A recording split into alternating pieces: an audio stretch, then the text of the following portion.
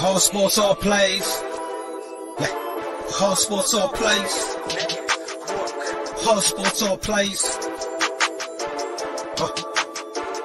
365, we making a place. You talking the game, get you through the days. We're high in the court, the dime in the lane. Variety, topics, living the same. All presentation, sports information. In the airways, taking the nation. All sport, all plays, they work in your faces. Grace at the field, so tie the laces. All sports, all plays. Yeah.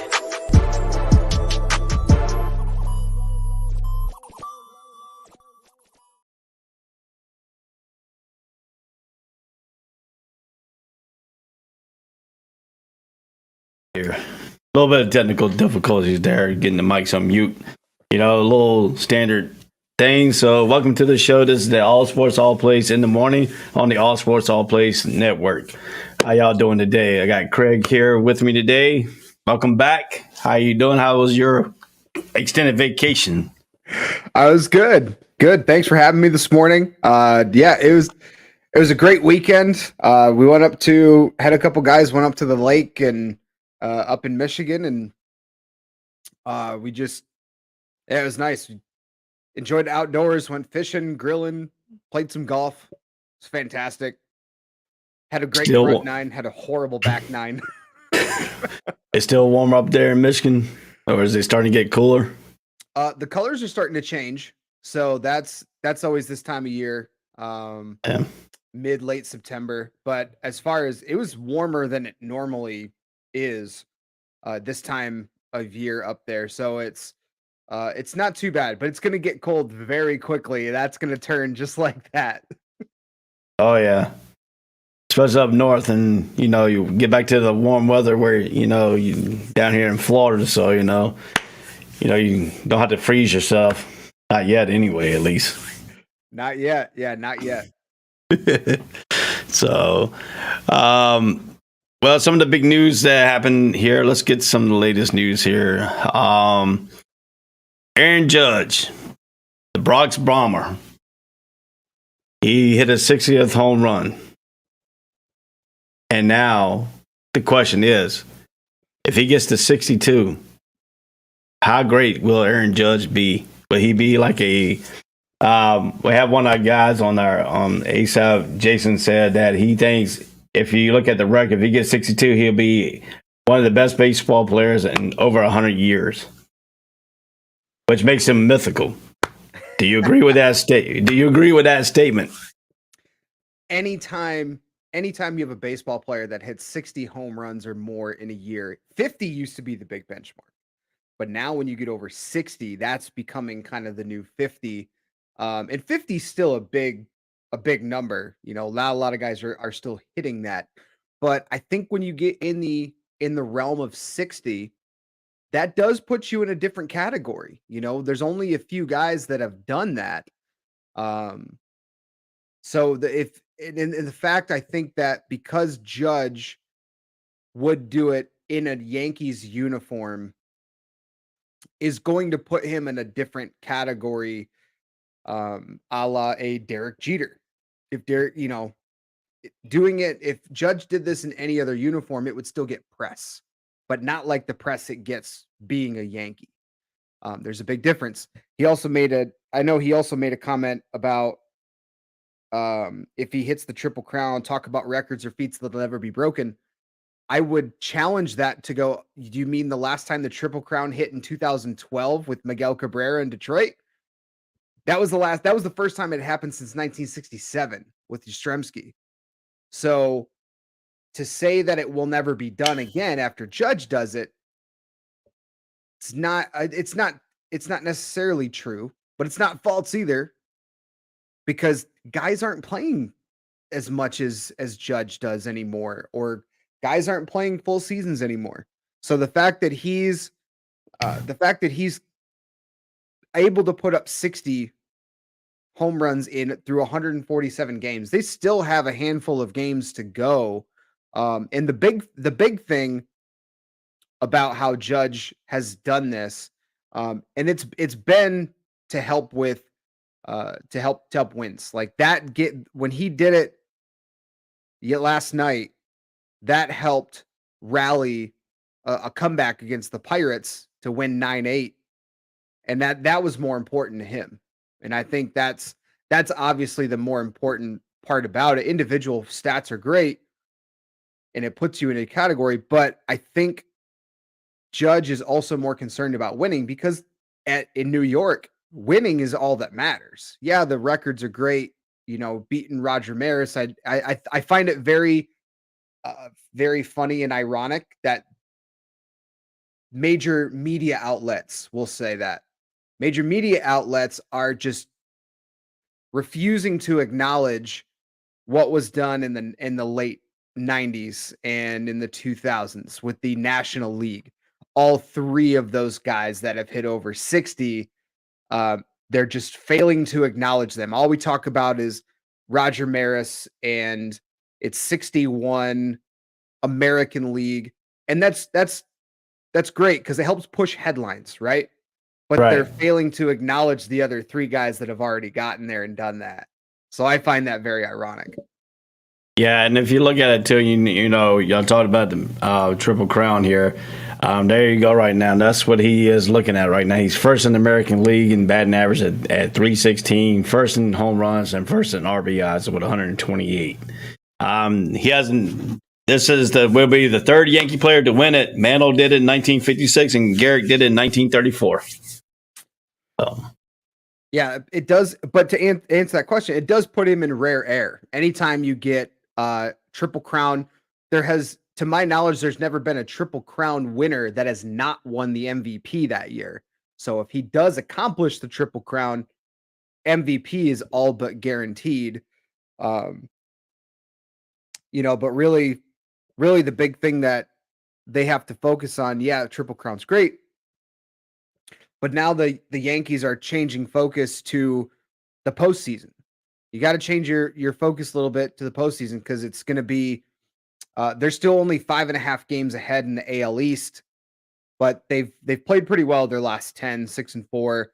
I'm bringing up their schedule to look over who they still got left.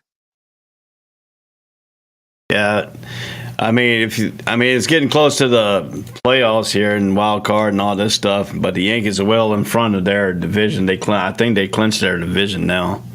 Let me bring that up real quick here. Look at the standings.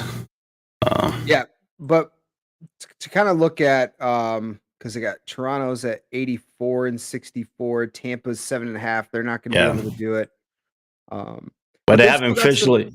They haven't officially clinched it yet. They haven't put the X about the official clinch yet. So, well, three of their next 4 series. So they're finishing off their series with Pittsburgh tonight at home. But then they've got 4 series left. 3 of them are against divisional opponents.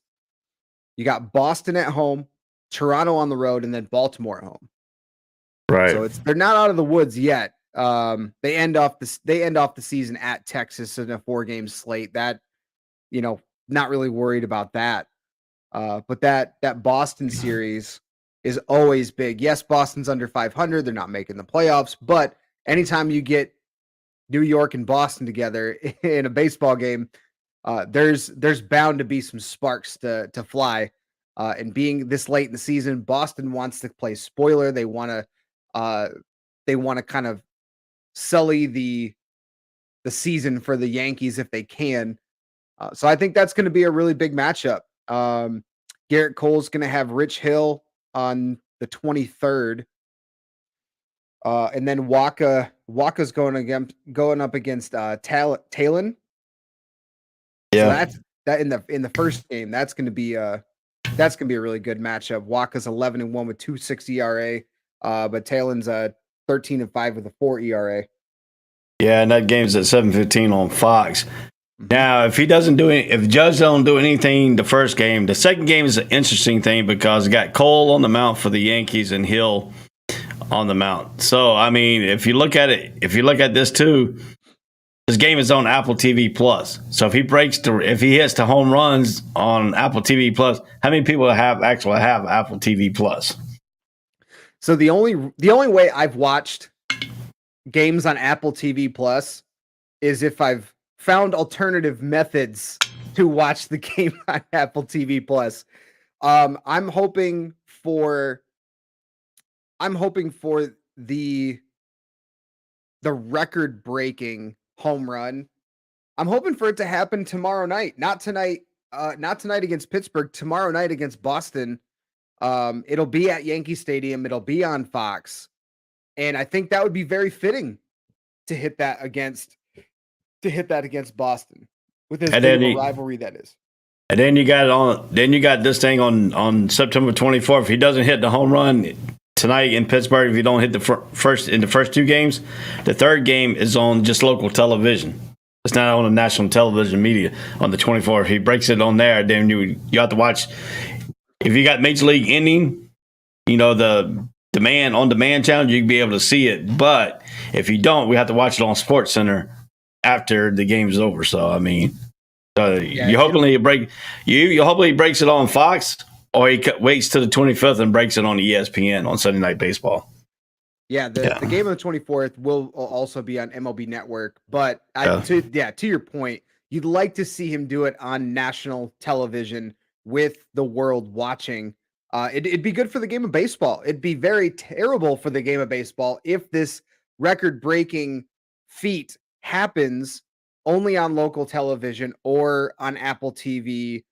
MLB Network, some people do have that, but for the most part, not many people are going to see it unless they watch it on Sports Center. So for the game of baseball, let's hope that he breaks it on tomorrow night on Fox, or waits until the 25th, that's Sunday, and breaks it on Sunday Night Baseball, ESPN. ESPN would have a field day with that if that happens. If you look at it this way, Pittsburgh is playing in New York, so if he breaks it tonight, it will be in Yankees. It will be in the Yankee Stadium anyway, because they got to finish up a 2-game series with Pittsburgh. Then they got a 4-game series with Boston, and then they're on the road to Toronto. Then they're back home for 3 against Baltimore, and then they got 4 away in Texas, in Arlington, Texas. So it's gonna be it'll be interesting to see, because if you look at the Toronto, their games are just gonna be like on local television. They got no national coverage with the Toronto series. Baltimore series, they have 2 games on ESPN Plus, and then and then Arlington, they only got it on ESPN Plus for that last game of the season on October 5th. So if you look at, looking at so the next game tonight, Yankees are going up against Roansy Contreras for the Pittsburgh Pirates, and I was just kind of curious to see, who's gonna give up those home runs to Judge. And over the last 4 starts, Contreras has not given up a home run in any of his 4 starts. He's gone at least 4 innings in each of those 4 games. The last time he gave up a home run was August 22nd against Atlanta, and he gave up 1 home run. And then he had no home runs against Boston and one July 7th. So I mean, it's been a while since he's given up a home run. So the odds of, the possibility is always there for Judge to hit a home run on any given night. But tonight against Contreras, I don't know if that's going to happen. He's been pretty good.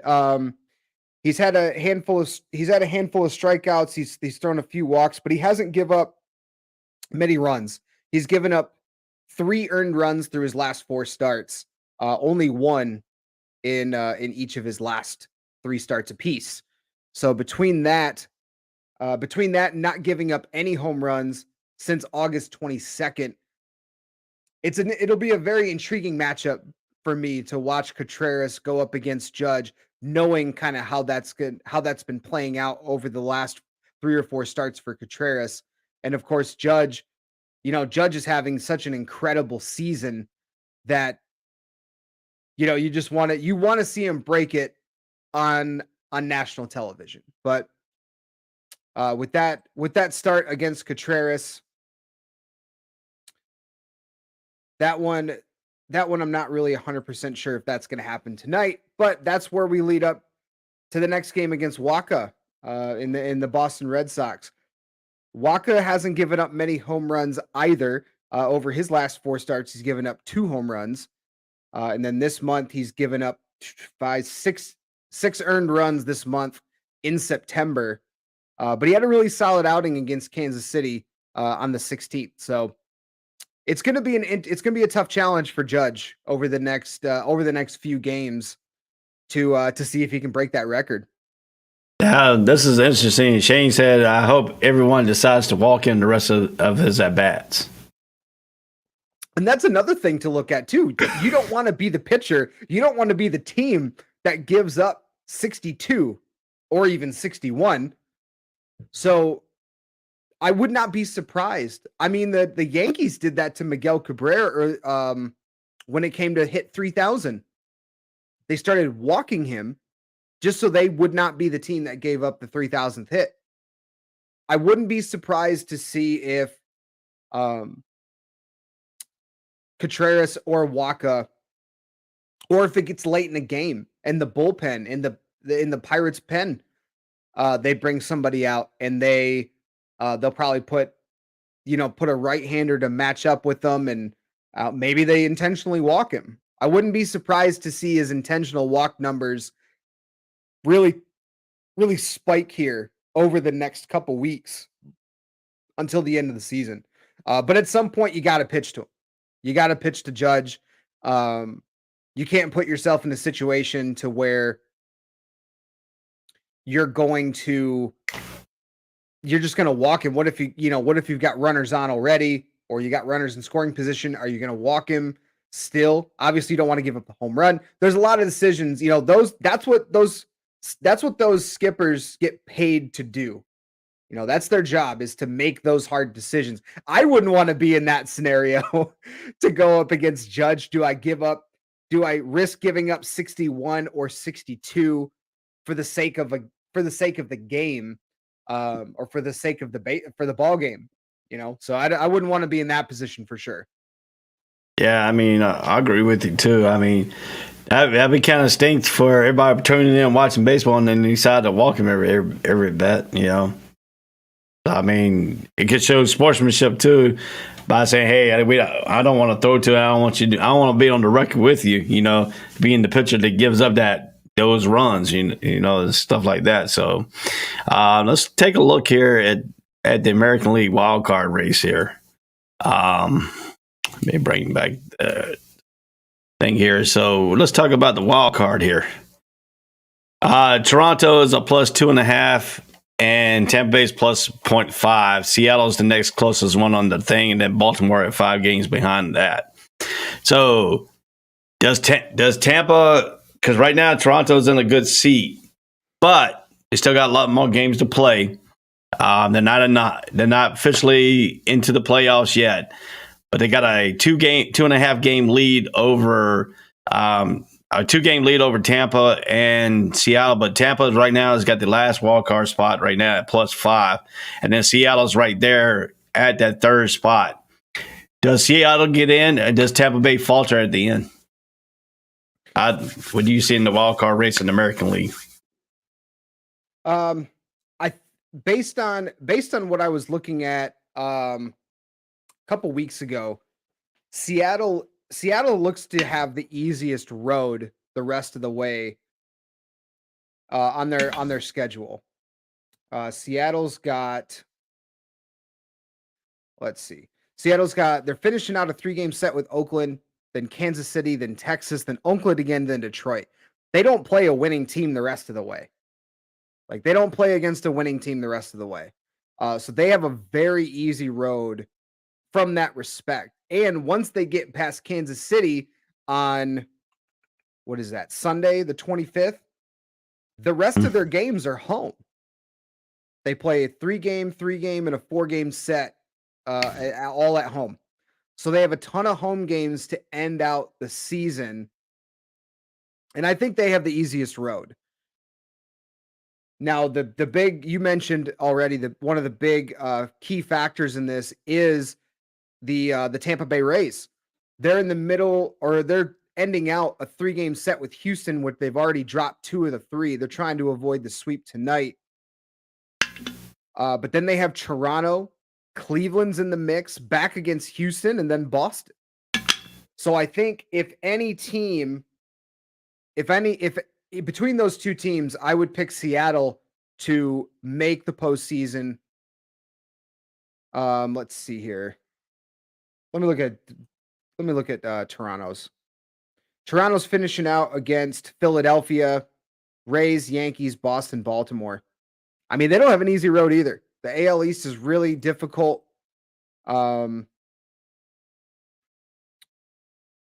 Yeah, Cleveland's leading the division, so that's going to be tough sledding there. And the only other team that has an outside chance to me would be Baltimore. Chicago and Minnesota technically still have an outside chance. I don't think Minnesota really does. Let's see here. Let's take a look at Baltimore's schedule. Hey, I got something for you right here. You ready for this? Absolutely. Tampa's 6 games under 500 on the road. You ready for their remaining of their season?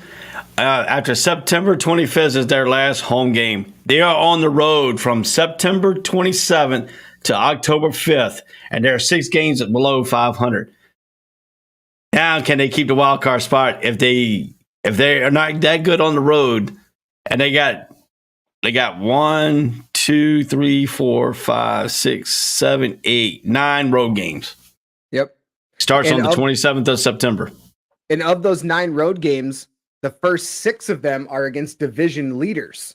So that's going to make it a much more difficult road for them. Baltimore, looking at how their schedule's shaping up, they're finishing out a 3-game set against the Tigers, where they've already lost 2 of those games, which is not only a big surprise for Orioles fans, but it's also a big surprise for Tigers fans. Yeah. The fact that the Tigers have been kind of playing decently well, actually, over the last couple weeks. But the Baltimore Orioles then have a 4-game set against Houston, 4-game set against Boston, and then 3-game set at the Yankees, and 3 games against Toronto. So I don't think Baltimore does it, just based on how their schedule shapes up. You've got 4, 7, 10 games of your remaining 14 games are against playoff teams. So it's really going to test them. They got a really young team. They got a really young core that they're working around. I don't think Baltimore's got enough in it to be able to get into the playoffs because of how difficult their schedule is and how many playoff teams they are playing. And I think you mentioned for the Rays, that's going to play a factor as well. The fact they have so many road games, they're not playing well on the road. And I think for those reasons, that's why I think Seattle's kind of the team right there that will be in the mix for that playoff spot. Now let's take a look here. We already got teams that have been eliminated from the playoffs. That's the Los Angeles Angels, the Texas Rangers, the Kansas City Royals, the Detroit Tigers, and Oakland Athletics. Mm-hmm. In the American League, they've all been done. Let's switch it a little bit here to the National League East. That's the only division that really, if you look at the standings, that are still not have been decided their division winner yet. The Mets and the Braves are at 90. Mets are 95 and 55. The Braves are 93 and 55. This is just like it was last year. The Mets led all the way up until the month of August. Now they're leading it all the way up to the month of September. But they still got. If you look at the Braves here, the Braves still got that shot, but. And I say a big but is that their season is going to be coming down to a wire here, and they haven't really beat the Mets that many times. I don't think they won a series against the Mets. Right now, they're in a series with Philly at Philly. They won I'm sorry, yeah, because they can play in Washington next, and then they got Philly at Philly. So they are on the verge tonight. If they win today at 12:20 p.m., which is this afternoon against the Nationals, the travel day. If they win here, they sweep the Nationals. Then they go to Philly. Then they go to Nationals to play up in Washington D.C. Then the Mets come to town, and then they finish up down here in Miami. So this race is coming down to the end. But the only other caveat is the Braves already clinched a wild card spot if they can't win their division. So, yeah, both teams have already clinched a playoff berth. The remaining schedule, the Mets have the easier road, finishing up against Milwaukee, then Oakland, Miami, then that 3-game set you mentioned against the Braves, and then they finish out at home against the Nationals. And then, but for the Braves have just been really hot. They've been really hot. They're on a 5-game win streak, playing against Philly, Washington. Then they play against Philly again, and then Washington again. So basically, I'm not going to say they're going to win all of those games, but they have a huge opportunity here because of how hot they've been playing through the month of September. It's going to make it a really tight race. That's been a big storyline the last month or so, is how hot the Braves have been and how much ground they've picked up against the Mets. And the Phillies have not played well recently. They've lost 5 straight. Well, if you look going into the All-Star break, the Braves were 6.5 games behind the Mets going into the All-Star break. See, the Braves, if you look at the Braves' history, before the All-Star, they play mediocre baseball. After the All-Star, they get hot again. I can't figure out why they don't start the season hot, but I'm glad they start the season after the All-Star break when it counts. But, they just pace themselves in that first half of the season, and then they start coming on in that last half. But the Mets are different because the Mets starts off hot and they finish into cold. Mm-hmm. That's the two difference between the Mets and the Braves right now. The Braves can finish it up hot, but then again, they led into that one series against the Mets. They went in with a 6-game streak, and then the Mets took 1, 2, 3, 4, 5. They took 5 out of the 6 from in August, and then the Braves came back in the later part of August and took 3 out of 4 against the Mets. So their series has been 1-1. The series, the deciding one is coming up here soon. It's coming up on September 30th through October 2nd. That's when they play the Mets. The only game that's going to be on national television will be that Sunday night game on October 2nd. That's on ESPN, Sunday Night Baseball. Yeah, October 1st is going to be on Fox as well. Charlie Morton against DeGrom. That'll be, that whole series is going to be fantastic to watch. Not only for the storyline of the playoff race, but just for that division race. The Braves are 13-4 through the month of September, and the Red Sox or not the Red Sox, the Mets, New York Mets have been 13-7, 12-7, I think, through the month of September. So, they like you said, the Mets got really hot and they've kind of cooled off, and the Braves have been the opposite. They've been really hot this last month. Yeah. So that's gonna be a great series, but obviously both these teams making the playoffs. I think it matters more to the Mets to win the division than it does the Braves. But both teams making the postseason. Max Scherzer got win number 200 recently. So congrats to him. That's a big accomplishment as a pitcher, especially this day and age when you got pitch counts and guys are barely throwing enough to post a quality start, let alone, pitch the way Scherzer pitches throughout his career. Yeah, he's dealt with some injuries this year. But 200 wins is a great feat for a pitcher. Yeah, if you look at these different things that are going on, so baseball is what it is. Teams that are eliminated from the playoffs are the Chicago Cubs, the Cincinnati Reds, Pittsburgh Pirates, and the Colorado Rockies are all been eliminated from the playoff, and Miami and Washington. So yep, yeah, and look to probably later this week, Arizona will get eliminated. San Francisco will probably get eliminated in the next week and a half.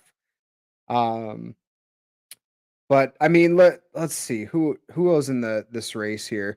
you got you got the San Diego Padres, you got the Phillies, and you got the Milwaukee Brewers are neck to neck right now. Yeah, and then as far as like the wild card race, San Diego's still in, Philly is in, and Philadelphia has a chance to lose out on their wild card spot because of how bad they've been playing. They don't have an easy road to go on, but No. Milwaukee's only 2.5 back. Without looking at their schedule, they're third in home run.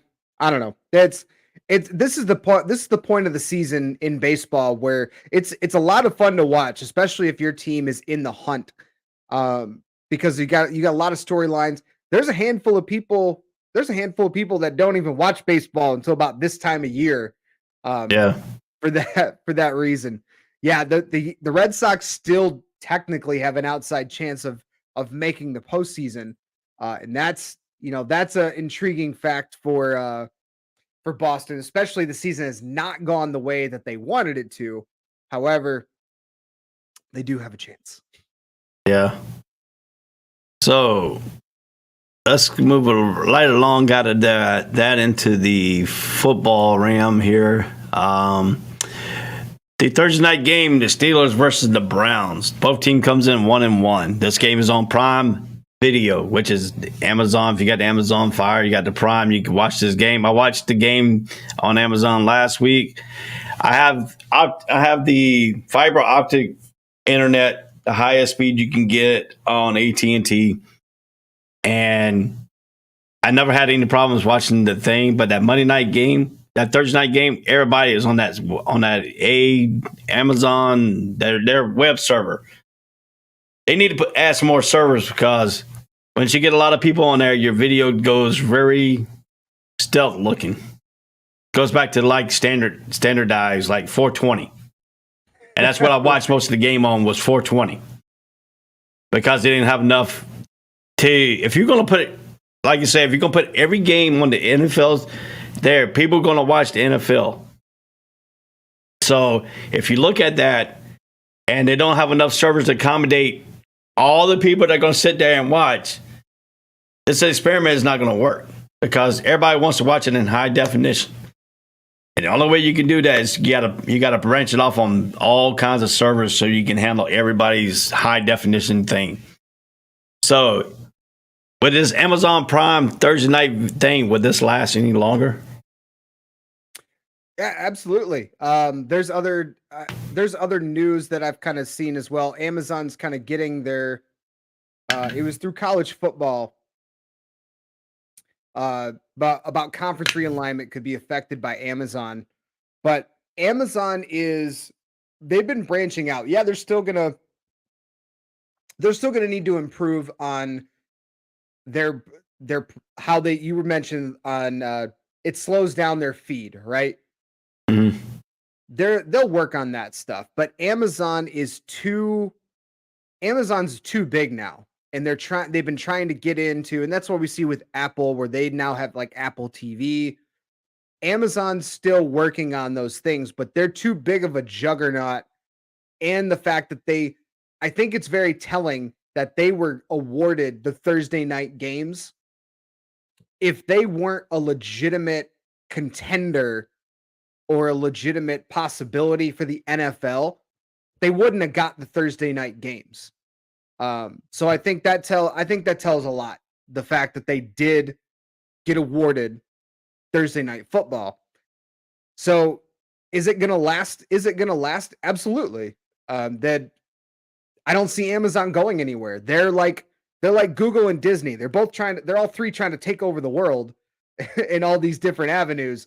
No one's going to stop them. And if you're the NFL and Amazon says, hey, we're going to pay you $1 billion or whatever the number was to let us have Thursday night football, NFL's not going to turn down money like that. Money talks. And that's part of the reason why Amazon's got Thursday night football. I wouldn't be surprised if they try to expand and get into, they won't be able to touch Monday night or any of the big networks, CBS, Fox, NBC, ESPN. They won't be able to touch them, but Thursday night football is their foot in the door to work with the NFL. So it's definitely not going anywhere. There's so much money involved with that, with the rights to be able to who's gonna be showing the game. There's no, Amazon's not going anywhere. They gotta work internally on a lot of their stuff, but I don't think they're going anywhere. Yeah, I look at it this way too. Now Thursday night football, you got the Steelers versus the Browns. Go back to the heydays. They're I don't know how far they are apart, but they're right on the border of each other, I think, close by anyway. But does this quarterback matchup really make you want to turn this game on and watch? Mitch Trubisky against Jacoby Brissett. Does it make me want to turn it on and watch? Yep. I be honest with you, I haven't watched a ton of either of these teams, but I on the stat book, neither one of them jumps out. They're both in the bottom 8 of the league in passing. So it's not really, these are the matchups. Yeah, it's a divisional game, and it's probably going to be a very intriguing game for those. It's probably going to be a very intriguing game for those that are invested into the games. Like I know Shane's watching from our weekly wrap-up show right now, big time Steelers fan. I know he's going to watch. I'm going to watch because it's Thursday night football and I've probably got nothing else to watch. But as far as on paper, neither one of these teams these are the matchups that Thursday night football used to have, where it was the Panthers versus the Texans, like just random games or matchups that they've gotten better about it, which is why they have divisional games now on some of the Thursday night matchups. But this is one of those matchups we were hoping coming into the season that Deshaun Watson was going to be the quarterback of the Browns and that their offense was going to be a lot better than it currently is, at least from the passing game standpoint. From rushing offense, Cleveland's number 1 in the league right now. They've got 401 yards. Number 2, the Eagles. Number 3, the Lions. But through 2 games, Cleveland's got the top rushing offense in the league, and the Steelers are at the bottom end. They've only gotten 166, so their offense has been completely anemic from both ways, I guess, passing and rushing. So I would not be entirely surprised. I haven't looked up the total team stats defensively for either of these teams, but based on what I have seen from each team, I wouldn't be entirely surprised if Cleveland comes out, runs the ball effectively like they already have in the last 2 games. You don't need Jacoby Brissett to go out and throw for 400 yards. You don't need him to go and do what Tua did against the Ravens and throwing for 405 scores. You don't need Jacoby Brissett to do that. You just need him to not be completely incompetent at quarterback. You got Chubb, you got Kareem Hunt in your backfield. You've got the league leading rushing offense through 2 games. Lean on that. And that's going to help you control the clock. Hopefully it helps you limit turnovers, keeps your defense fresh. And that defense is going to come after Trubisky. There's no doubt about that. That defense is coming after Trubisky. I do like what Pittsburgh did through the first game, getting Chase Claypool involved in multiple facets. Trubisky didn't make too many mistakes. I honestly did not watch their second game. I've been busy. I was whole busy this last weekend, not paying much attention outside of the Lions and the Commanders. So I'm not going to speak too much on Pittsburgh's second game, but that's kind of how I see this game leading into it, based on what Cleveland's done and what it looks like on paper. And if you look at it through 2 games, Najee Harris has 25 carries for 72 yards through 2 games. Nick Chubb, on the other hand, through 2 games, he had 39 carries for 228 yards so far this season, 3 touchdowns. Yeah, and one other thing that works really well in favor. Where are they at? Where did I miss Pittsburgh here? Oh, they're there. One other thing that works really well in Cleveland's favor is they're 4th in the league in third down percentage, third down conversion rate. They're just over 50%. They're only 55% in the red zone, but the Steelers have been worse in both categories. They're only 12 of 30 converting on third down for 40%, and only 50% in the red zone. So time of possession is also a big thing here.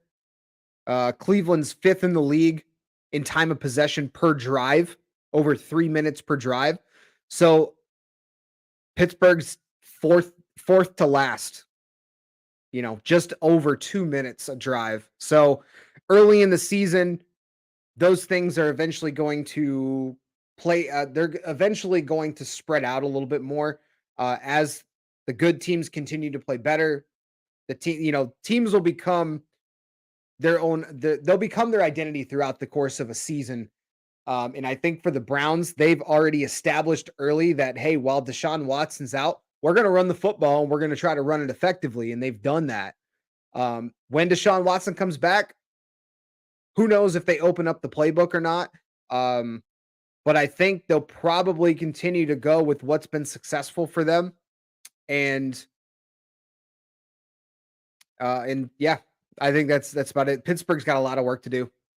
I mean, if you look at it this way, Pittsburgh is only rushing for 83 yards per game after 2 weeks. And the Cleveland Browns defense is only giving up 73.5 yards rushing. Both teams are not really effective in the air. Pittsburgh is only 181 yards per game passing, and Browns are only 188 yards passing, but they're over 200 yards rushing. So that, you talk about the rushing and stuff like that, they go stay behind the rush. Now the question is, Pittsburgh defense is giving up 423 yards per game, 295 in the air, 128 on the ground. So do you put 8 men in the box to try to force Trubisky to beat you? And Joey Brissett to beat you for Cleveland? Do you put 8 men in the box? 100%. I mean, if you're Pittsburgh and you've given up over 100 yards in rushing on defense in each of the first 2 games against 2 teams that aren't historically great rushing teams in New England and Cincinnati, Houston, we got a problem. So from Mike Tomlin, I think knowing that Cleveland is the top rushing offense in the league through 2 weeks, Tomlin's going to chalk up. He's gonna come up with some kind of game plan to try to limit that running game, and they got to do what they were doing in week 1 against Cincinnati, which was force the opposing quarterback into making mistakes. Burrow had a bunch of turnovers. They forced 5 turnovers in week 1 against the Bengals.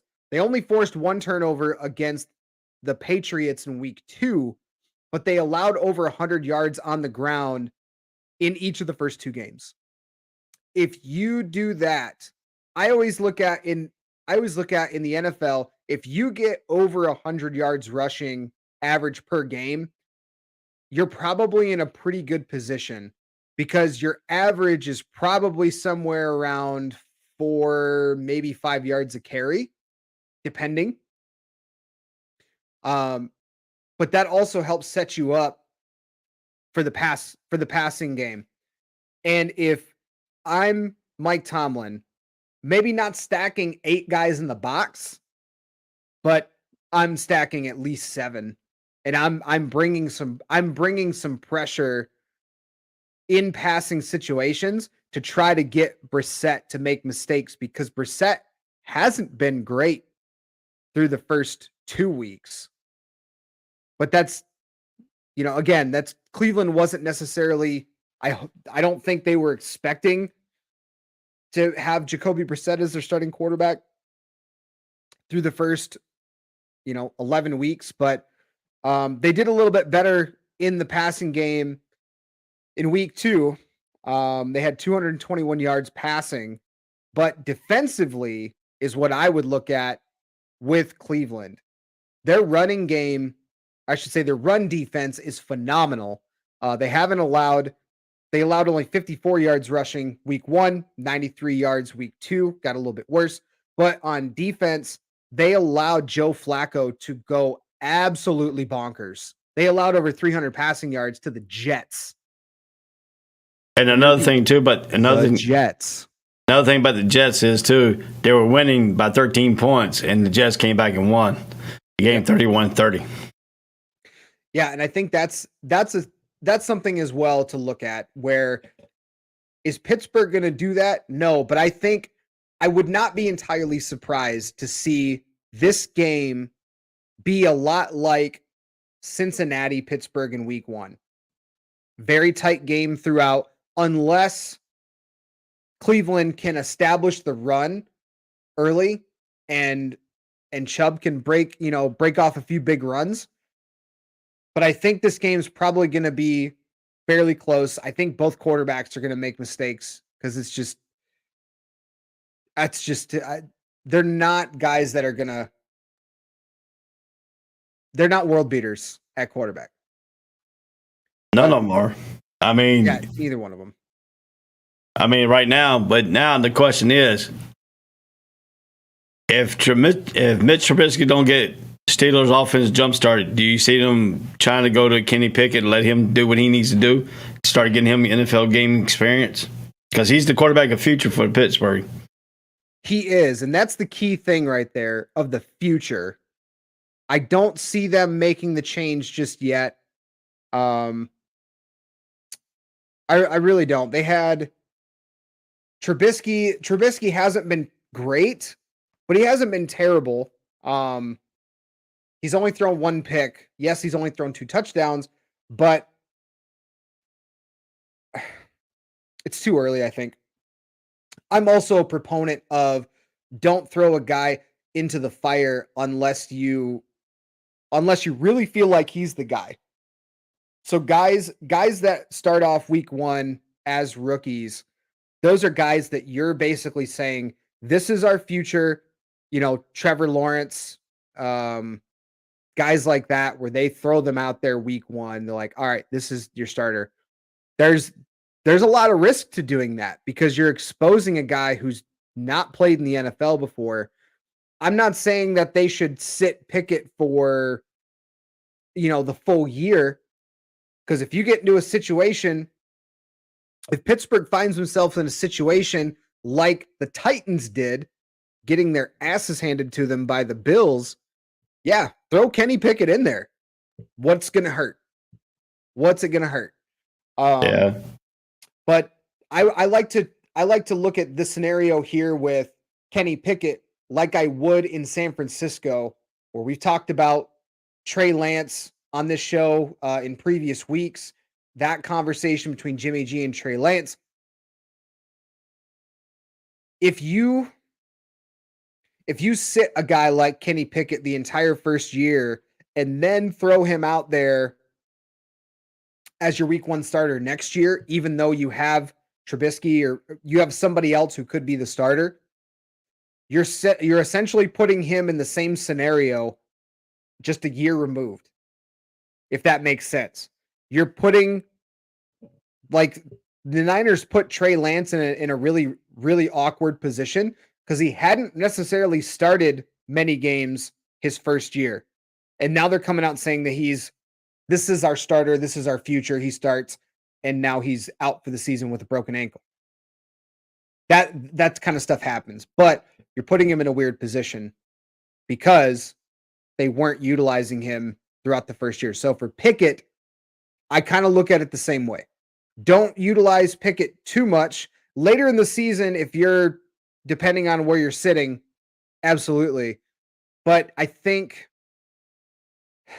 it's a tough call. You know, it's a tough call. Yeah, I mean, if you but I saw Damien's joining us this morning. Good morning, Damien. I think you put up here the XFL streaming on Amazon since they're signed with the NFL. XFL is working on, they're doing things the right way this time. I think it was kind of foolish to keep the XFL moniker and just do another rebrand. Like, that's the third time we're doing a rebrand for this league. You bought the assets, just rename the thing, start over. But they're doing it the right way. The way XFL 2.0 was supposed to go, which is getting on with the ESPNs, getting on with the NFL. So and to kind of go back to what we were talking about with Amazon, are they going anywhere? No, because this is another example why they're like Apple TV. They're going to try to they got to get themselves into the market before they can expand their market share. And that's exactly what Amazon's doing here, picking up XFL, picking up Thursday Night Football. I would not be entirely surprised if they start delving into other sports. NBA is a big one. I wouldn't be surprised if the NBA is going to be on the horizon for them because there's so many games and you've got so many different avenues in which you can watch NBA games now. So I wouldn't be surprised. XFL on Amazon doesn't really surprise me. Are they going to get a lot of viewership? Probably not. But it's not about that. It's not about that. It's all about the money, which is why you see why the XFL, even though they had nobody in the stands during 2.0, they still were being pushed on television because of the contracts they do. I always hate the argument of people saying that if there's nobody in the stands, this is bad product on the field.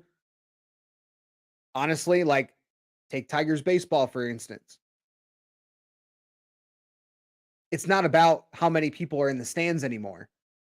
That's a very small slice of the pie for revenue for a league, for a team. It's all about the contracts that they put out with the league, with these providers, Bally Sports, Amazon, Fox, ESPN. Go ahead and name them. But I think that's where a lot of the money's made, which is why Amazon's going to continue to grow in that area. What was the other question he had? The Browns question, or this one, Trubisky? Yeah, Trubisky is fall crap. You don't see what everyone sees in him. He's proven he is zero. I need some glasses, I guess. He's proven he's crap in Chicago. Part of it was Nagy, but Nagy wasn't the one with the football in his hands and on the field. Yeah, absolutely. Well, Nagy wasn't great anyway. And I saw Mike Hughes said he's on his way. Mike would have a fantastic take on Chicago football and Mitchell Trubisky. But it's not that he's proven he's crap. It's he's proven what a lot of people thought of him coming out of college. He had one decent, pretty good year at North Carolina, shot up the draft boards. Every year there's always one. There's always one player from, seems like almost every position, that shoots up a draft board, like skyrockets. Whether it's warranted or not, there's always someone that does. And what the reason why everyone, I think, has this opinion of Trubisky, because we've seen flashes of what he can do. Every time I turn on the Bears versus the Lions, he looks like a damn all pro.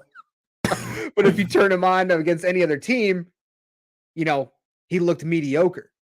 But the reason why people are hating on him so much is the fact of where he was drafted. 100%. And I wholeheartedly believe that. Because if you draft him in the position, the Bears were connected to him going into the draft. They traded up one spot, sold the farm for absolutely no reason. They didn't need to. San Francisco wasn't going to take him.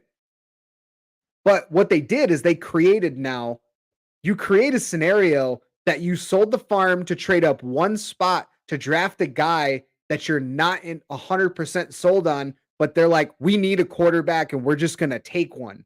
And this is the guy we want. You're already, with the court of public opinion and your fan base, you're already setting Mitchell Trubisky up to fail because you drafted him that high. And if he doesn't perform, when you're drafted in the top 5, you're expected to be a multi-year Pro Bowler, a multi-year All-Pro, potential Hall of Famer. That's what you're drafted as in the top 5. So for Trubisky getting drafted as high as he did and they sold the farm, they're setting him up to fail. He's not that guy that's going to be a Hall of Famer, but that's what he was drafted as. Yeah, I look at it this way too. I'm a big North Carolina Tar Heel fan. I've been a Tar Heel fan for over 50 years now, half a century, since the day I was born. We have this thing, you're always a Tar Heel born. I was a Tar Heel born. And I look at it this way too. I think Mitch Trubisky was too high in that first round. I think he wasn't a first round talent. I think he was more like a third or fourth round talent. I think NFL sometimes to put that on thing. And we got Mike Hughes joining us. What's up, Mike? Yes, sir. I'm on my way. Hey, Mike Hughes. Yeah, there he is. Hey, Mike. So now we got on this Mitch Trubisky and Nagy thing because Damon put this comment up here. What is your point of view on this Nagy and Mitch Trubisky thing from Chicago days? Well, it's more so Mitchell Trubisky, talking about coming up to this Thursday against Cleveland, looking at that quarterback matchup. And, you saw Trubisky a lot in Chicago. And Damon's talking about how bad of a quarterback he is. I argue to the point that I think his expectations were set way too high because the organization set him up to fail by trading up a spot when they didn't need to, sold the house, drafted him and saying, this is our guy. But that's where you jumped in. Well, I think, I was listening and I think, you hit it on the head and I think Ray's hit it on the head too, that every year there is somebody. Last year, that was Zach Wilson for me. The fact that Zach Wilson was taken over Mac Jones, who just won a championship, and over Justin Fields, who throughout all the way from 8th grade to his senior year was A1 or 1A, 1B with Trevor Lawrence, and then drops all the way to 12. Despite what's happening with him and the Bears at the time, it's still an idiotic move because the BYU kid, he has one good year. I didn't know who Zach Wilson was until the year of his draft. And then that's really what it is, and I think, that happens with a lot of guys. And now the Bears are in a situation, to where the script is flipped. Trey Lance was one of those guys, North Dakota. I'm going to be very respectful because I don't know if we have anybody in one of the Dakotas. But North Dakota State isn't playing anybody good. And Trey Lance has one good season. A lot of people don't realize he didn't play in 2020. I forgot why. I think he just opted out. He opted out. Yeah, then you have 2021, you barely play. 2022, you played 2 games. One was awful. The other one was 2 snaps. So now you're going into 3 years of barely playing any actual live action football. And going into year 4, you're going to sit here and be like, what's going on? So I think to get on the track of Mitch Trubisky, which I was obviously avoiding, it's definitely something. And as his twin, which everybody at a Chicago bar has told me. And, it used to be cool. And I told Ray that.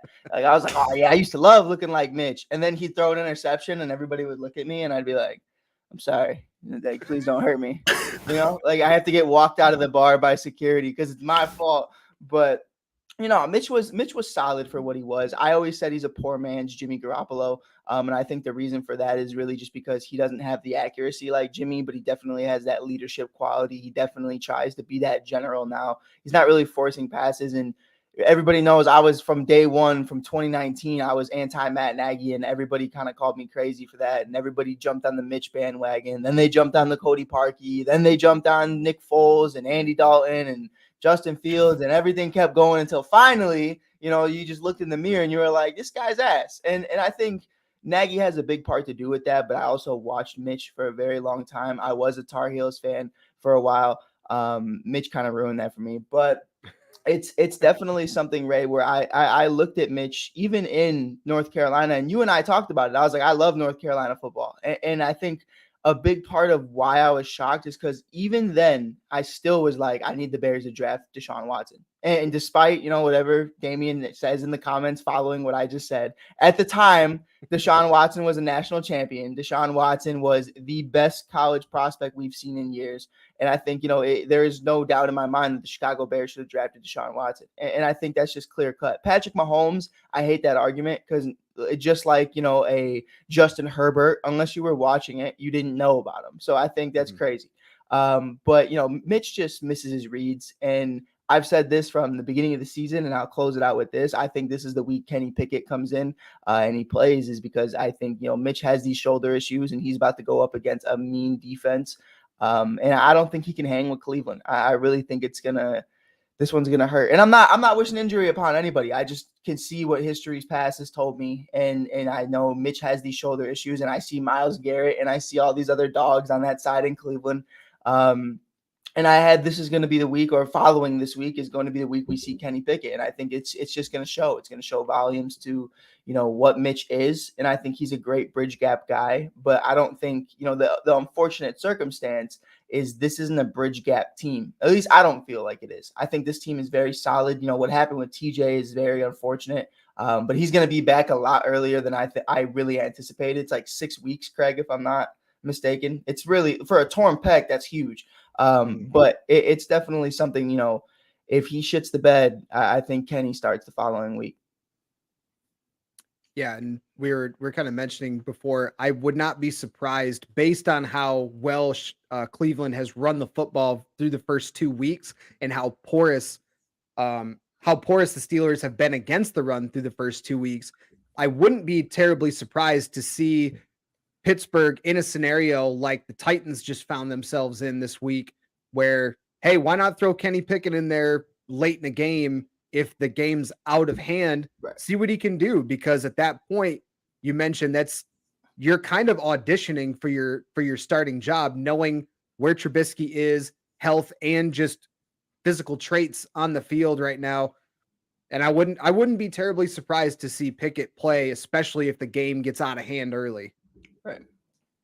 Well, I think Kenny Pickett's a better quarterback anyway. I mean, he can pass the ball. He's effective. When he was down here, when the Pittsburgh played the Jaguars, Mitch Trubisky didn't move the offense whatsoever. They put Kenny Pickett in. Yeah, he playing against the third or fourth string of the Jaguars, but you know, still he moved the ball around. He could throw the ball. He's a better read. He could read the defense better, and I think that's what Mitch Trubisky's thing is. They didn't teach him how to read the defense in North Carolina when Larry Fedora was there. Larry Fedora was not a very particular thing. He was more of a read option kind of guy, speed up the game, and not really tell your quarterback go out there and read the defense. And I think that really handled Mitch Trubisky's part right now is because he cannot read the defense. And sometimes they put him in motion to see if they can get the man-to-man. Sometimes defense guys, they put the man in motion, they follow him, and then they turn it into a press coverage. Right. You know? So, there's a lot that goes into that, too. Like, Ray, you and I have talked about it time and time again about Mitch throughout the years. And it's one of those things where you can only not be able to read a defense for so long. Like Patrick Mahomes, let's keep it a stack. And it depends, you know, how much truth there really was to it. But even in the year he won MVP, he said he couldn't really read a defense as well as he can now. And I think, you know, what helps is Andy Reid. What helps is Travis Kelce, Sammy Watkins, you know, Tyreek Hill, Kareem Hunt for some time, and all these other guys that go into that. And I think, you know, for Mitch, All right, Ray, let's go for it. Trey Burton, Allen Robinson, and that was it. And it was like there was nothing to disguise the fact that he couldn't do it. And there was one guy, there was Jordan Howard, but Matt Nagy hated Jordan Howard, so we didn't run the football. The kid who had over 1,000 yards for 3 seasons prior, and you were just not utilizing him anymore. And it's like now you're getting to the point, the offensive line gets worse. Mitch isn't getting better. And Craig, you missed on a big part. I'm not upset with you, but it's bigger to me than Deshaun Watson being a Bear.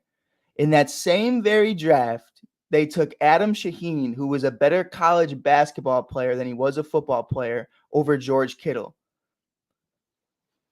who's a Bears fan, who loves the Bears, who's one of the best talents I've seen out of Iowa, which I'll be there this weekend. If anybody's down in Iowa, come meet Mike Hughes from ASAP. But it was just like we could have walked out of that draft with Patrick Mahomes and George Kittle and going into 2018, the best defense in the NFL. And we'd be having a totally different conversation right now. I'd be like, Mitch Trubisky, like Ray said, Mitch Trubisky on the Kansas City Chiefs, he fell at 12 or he fell at 13. It was what it was. And maybe Mitch even looks better with Andy Reid. Maybe he looks better with Travis Kelce, Tyreek Hill, disguising him for what he is. And I think maybe they do get a couple playoff wins with Mitch. But, it's all about what you surround yourself with. And we're crazily enough having the same conversation 6-7 years later with Justin Fields. I said it earlier, when you play against the Packers, it's the product you put on the field is the result you're going to get. And if you're not putting anything around this kid, you throw the ball 11 times. Okay, well, there's a bunch of Mike Hugheses out there running routes. So, I wouldn't throw the ball either. Mike's not catching it. I'm not catching it. I'm not even going to get open. This kid's holding my pocket. Xavier Alexander. I'm not going anywhere. So, I think that's a big thing with Mitch too. And I think to Ray's point, if he can't succeed with Johnson, I always forget how to say this kid's name. I know his name's Pat. Pat F., the tight end. He's a stud. You have Johnson, Claypool, you have Pickens is crazy. And then Najee Harris and all these other guys with Mike Tomlin. If you can't succeed with that, there's no excuses anymore. Yeah, that too. And a running game does help out too. But if you look at Pittsburgh running game, Najee Harris is only 2 games. He's got only freaking 70. He's only got like 73 yards. Right. In 2 games. That's not really helping him because you're putting a lot of stuff on Mitch's plate then. Because Mitch, to me, if you had put him on a team that's got a better defense and do like what the Baltimore Ravens did back in the day when Trent Dilfer was the quarterback, Mitch will not lose the ball game if you throw some different things at him, stuff like that. But they don't have a running game, so everybody's loading up the box, making him beat you, and he's not going to beat a team. I'm sorry. Yeah, a lot of people used to say that all the time. It would piss me off too because I was a Mitch truther. But they would always say post game, we just made Mitch play his game. We made him play quarterback, and that's something like when you hear that's like demoralizing. That's like, damn, like you just said I just need to be me, and that's how I'm gonna lose. But I think you hit it on the head too. Is like, and Craig, I wanted your take on it. If you flip it, Jacoby Brissett out of the way, bye, gone, see ya, and you put Mitchell Trubisky as the backup for Deshaun Watson, which honestly, with the way things are going in North Carolina, it's not too far off because everybody's got a couple first-round quarterbacks now. You got Sam, you got Baker, but in all seriousness, you put Mitch on this Cleveland team right now. You have Nick Chubb, you have Kareem Hunt, and you have Amari Cooper, and you have a couple solid guys. Njoku solid. I think there's a couple other wide receivers over there. With that defense, I think Cleveland can run up the board and be a 500 team by the time Deshaun comes back, and I think there's no question about it. Yeah, I can agree with that. Looking at they still have a solid defense, and the fact that they've been able to run the football as effectively as they can with teams expecting like, hey, let's load the box and make Jacoby Brissett beat us. They're still running all over people, right? And Nick Chubb's already got he's already got over 200. He had I think it was back-to-back games of over 100 yards. Monster. Yeah, just absolutely disgusting right now. But I think if you put Trubisky on this team instead of Jacoby Brissett, I think it's going to be fairly similar because Brissett's numbers aren't terrible. He's throwing for 65% versus Trubisky's, I think, at 59 right now. So Atta boy, baby. So if you throw Trubisky on this team, I think it's the numbers will probably be about the same, but you put him in a much better position because you can effectively run the ball. And I think that's part of the reason why Pittsburgh got so creative in week 1, trying to get Chase Claypool the ball, get him a bunch of carries, because I don't know what it is. Maybe it's just they're not confident in Najee Harris's ability to run between the tackles or what, or maybe it's just they felt like, hey, with teams loading the box, making Trubisky throw, let's maybe get creative, which is something we haven't seen out of Pittsburgh's offense in a long time. You never would have saw that with Roethlisberger too much. So maybe that plays a part of it too. But Trubisky, I think their numbers would be about the same. Trubisky in this offense, I don't know. You got to be able to run the football. And if they can't do that, you're going to see from Pittsburgh, you're going to see them struggle a lot more. If you allow Kenny Pickett to play, I think he brings a little bit of a different dynamic because of his ability to run the football. Right. He's not going to be like a Kyler Murray or a Lamar Jackson, but he's going to be more like a guy that can scramble to get you 5 to 7 yards for a first down versus busting off a 30-yard run. Right. And I think, when you look at it, for what it is, and I think the key difference is, you said it and you hit it on the head is when you look at what it is, Jacoby is going to put up the same or very similar stats to Mitch, but the difference is always going to be the win-loss ratio. I think, and despite no matter what anybody thinks, the Chicago Bears have not had a great team ever since Mitchell Trubisky left. And that's what it is. Mitch was one of those guys that can help, kind of guide that win. You're gonna be led by the defense. You're gonna be one of those guys that relies on the defense. You're gonna be one of those guys that relies on everybody else. Mike. And we've talked about it time and time again with Jacoby is he's not a winner. He did not win in Indianapolis. He did not win in New England, which I'm not going to blame him for New England. It's Tom Brady. But it's definitely something, when I look at it for what it is, Mitch went 12-4, 8-8, and 8-8. Like that's okay. And I don't really count his rookie year because it was what it was. And Mike Glennon was supposed to start and it was like John Fox. It was awful. But it was crazy. But it's one of those things where, Mitch can win you games. Mitch is a Pro Bowler, whether people like it or not. So I think, when you look at it for what it is, the dynamic between it and the difference between it is that Mitch can kind of be that guy, just like Jimmy. Everybody looks at Jimmy Garoppolo's stats and you're like, this guy's not a top 10 quarterback. But when you look at, his win-loss ratio, dude's a winner. And that's what it is. And maybe Mitch isn't a winner per se, but he helps guide that team to that narrative to where it's like, I don't have to be the guy. He's not going to be Baker and force it because he just wants to stick it to Cleveland. Mitch is going to avoid Myles Garrett the entire game. And I love that about Mitch. He's not shy for that. So I think it's like, it's one of those things where, I think they'd be in a much better situation. I think another one, and if Khalil Mack is watching this, I apologize, but I think, Mitch would be fine on the Chargers. If, something were to happen to Justin Herbert's ribs like it is right now, you have Nick Bosa, you have JC Jackson, you have obviously Khalil Mack, who's spending a lot of time with Mitch and he's probably happy he's gone. But, you have Keenan Allen and Mike Williams and Eckler and all these other guys. I think, Mitch thrives in a complete team. And I know that's a very broad statement. It's a very obvious statement, but some guys are just like that. Some guys aren't made to play well. Look at Jameis Winston. You have all these weapons and it's 30 for 30. And you're just like, what are we talking about? You have a complete defense, Mike Evans, Godwin, Scotty Miller. But it's something that's like, what are we talking about? And then you bring in Tom and the very next year you get a championship and Gronk, but it is what it is. But that's all I'm going to say about Mitch. I think, it is what it is, but I'm hoping he rocks out this week for sure.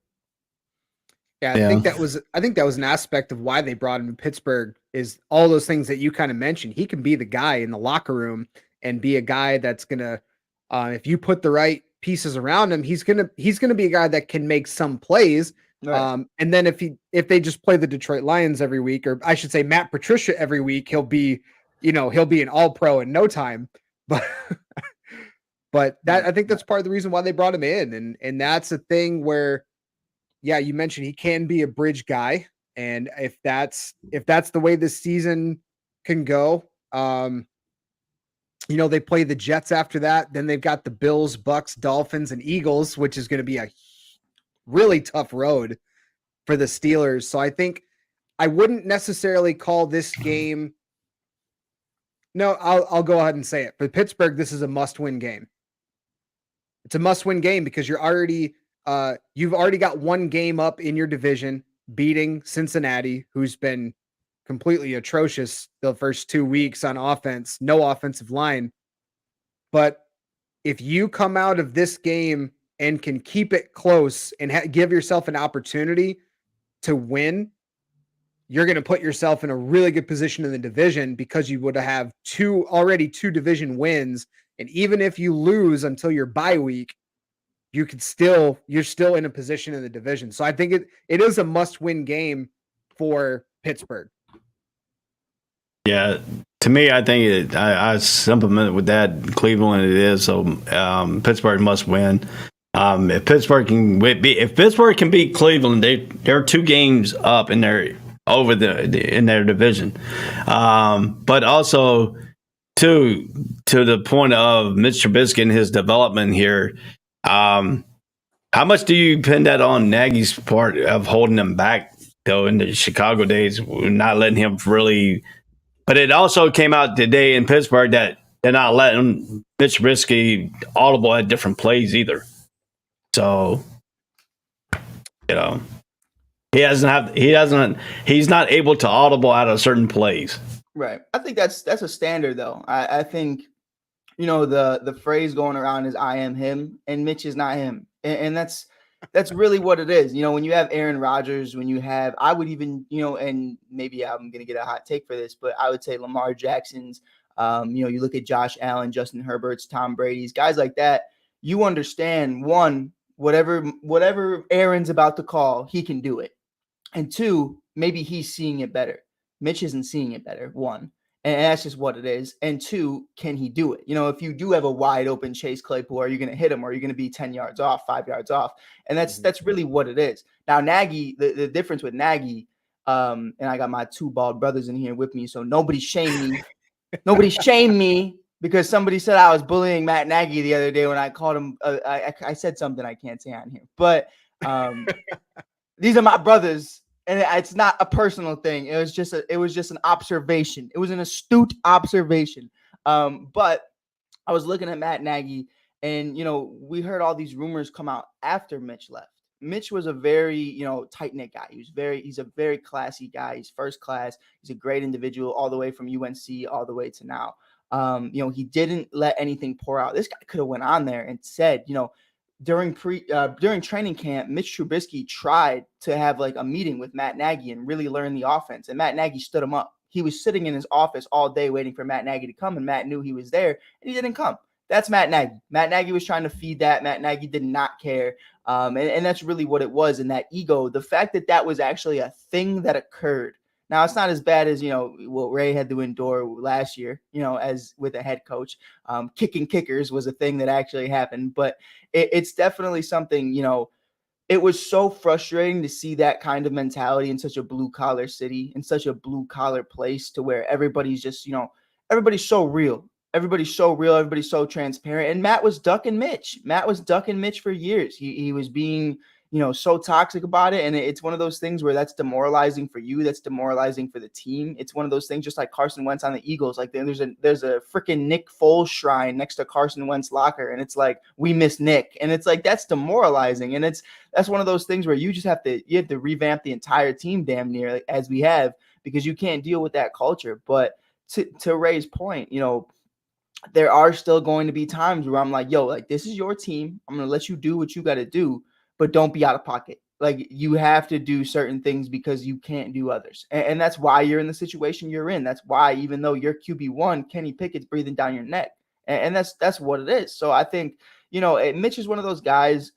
He's gonna roll out, if anything, and probably clip his labrum. But it's something to where, I don't trust him actually making a new play when it comes to passing the ball. And that speaks volumes. If you want to roll out and you want to run 15 yards, he's a hell of an athlete. I'll give him that. Like, he can do it. If you want to throw a screen to Najee or, scramble the play a little bit, fine. But if you're specifically changing the play to something else, no. Like, you're running what Tomlin told you to run, and that's it. Like, it's what we're doing, because you can't trust Mitch like that.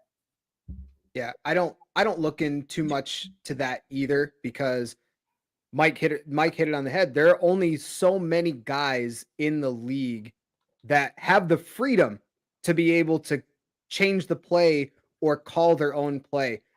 Aaron Rodgers is in the situation where Peyton Manning used to be in, where the coach gives him a set of 2 or 3 plays and he says, "Hey, at the line, you pick and you communicate to your team." That's a level of respect that many quarterbacks in the league just don't have.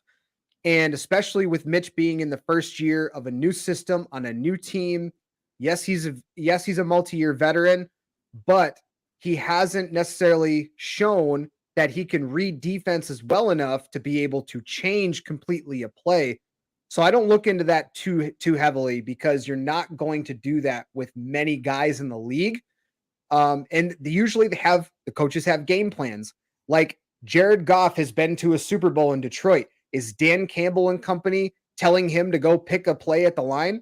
Hell no. There's no way you're going to tell him go pick a play, because it's not anything against him. They have a game plan they want to run, Right, and they will change it accordingly. It's your job as the quarterback to go run it until you show that your football knowledge is so superior to everyone else in the league, a la Brady, Rodgers, Manning, Breeze, all those guys. Then you have that freedom to be able to do it. So I don't look too deeply into it. It's just the game plan. It's what Tomlin wants to run. And I think that's why Trubisky's there, because he kind of fits what they want to do to an extent. And yeah, I don't look too deeply into it. And do you think, and this is for both of you guys, I think, you can't change the game plan when the game plan is designed around disguising what you're not good at. And I think that's something where you got to look at it for what it is. We got guys out here like Zach Wilson, who has interception issues. You have guys like Mitchell Trubisky who can't read a defense. And it's like, we are not throwing the deep ball, one. And Jimmy Garoppolo is a great example of that as well. I love Jimmy. But let's be real here. I don't know if you guys have been following him throughout his career. Brandon Ayuk and Trey Lance, to me, we're going to be a phenomenal duo because Trey can throw that deep ball. Brandon Ayuk is completely underutilized because of that. And you just see with Jimmy, it's Debo. And that's fine. But I'm not going to see an audible from Jimmy Garoppolo and he's going to be like, yo, we're going to hit Brandon Ayuk all the way down the seams. That's not what's going to happen. That's not how it works. And a big part of that is because he's not capable of that. So if you're not capable of changing the play, then you shouldn't be allowed to change the play, because I can't trust Mitch in that moment, whether he sees or what he thinks he sees or not. I can't trust his vision. I trust his vision the same way I trust Jameis Winston's eyes. But it's something to where, you look at it for what it is. And it's like, Mitch, you want to throw a Hail Mary. I've never seen you really throw a Hail Mary. Like, I've seen him on scramble plays, sure, but on a one-on-one, I don't know if you guys saw it week 1, George Pickett almost had his first touchdown in the end zone. And all he had to do was get up a little bit higher, is what the announcers are talking about. Well, how about Mitch places that ball better? I've seen Jay Cutler place that ball better. Like, that's what you need to do. You need to give a guy an opportunity to shoot a shot, give him an opportunity to catch the ball. And I think, when, like I said, when you're disguising these guys, like, that is a huge problem, because you can't be like, okay, you can't do this, and this, but you could change the play. Like, no, because I can't trust what you're about to change it to and if it's going to work. Like, that's the problem. Yeah, if you look at it too, these quarterbacks and stuff, you look in the league now, some of these quarterbacks don't have the same work ethic as like Peyton Manning does. Because I'm going to tell you what, Peyton Manning might not have won a lot of championships, but he did sit down in that film room, and his wife even came out. They interviewed his wife about a year ago. He asked her, as a football wife, what does your husband do when football season starts? She said, I can't get him out of his basement. He goes into a basement. That's what he does. He goes in the basement. She says that he's got a little window thing on his door that he opens up for her to put the food in, like he's in jail. Basically, he sit there and watch film after film after film after film, breaks down the film.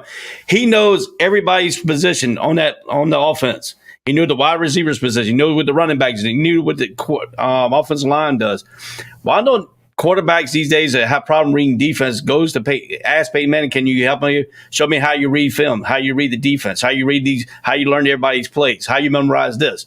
I mean, he's willing to ask. I mean, look at Pat Mahomes. He asked him during the offseason, what do I need to do better? How do I need to focus? And look what he's doing now.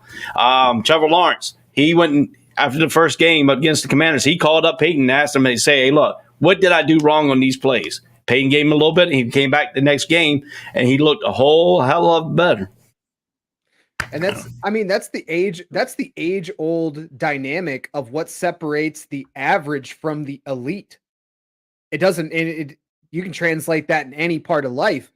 That's what separates the average players in already what are elite athletes, the average from the elite guys that are going to go do that film breakdown. What are you doing when you're not on the field? They're still putting in work. And, that's where, not to say that a guy like Mitchell Trubisky isn't doing that, but it's the combination of, you got to put in that work, and then you got to be able to expand your skill set or apply those skills to gain that respect to be able to do what we're talking about, which is changing a play completely at the line of scrimmage. And I also think it's one of those things, and this will be my last part on it, but there's definitely work you can put in. Like, I know guys who are in the gym and they always say guys in Chicago will be in the gym until 6 a.m.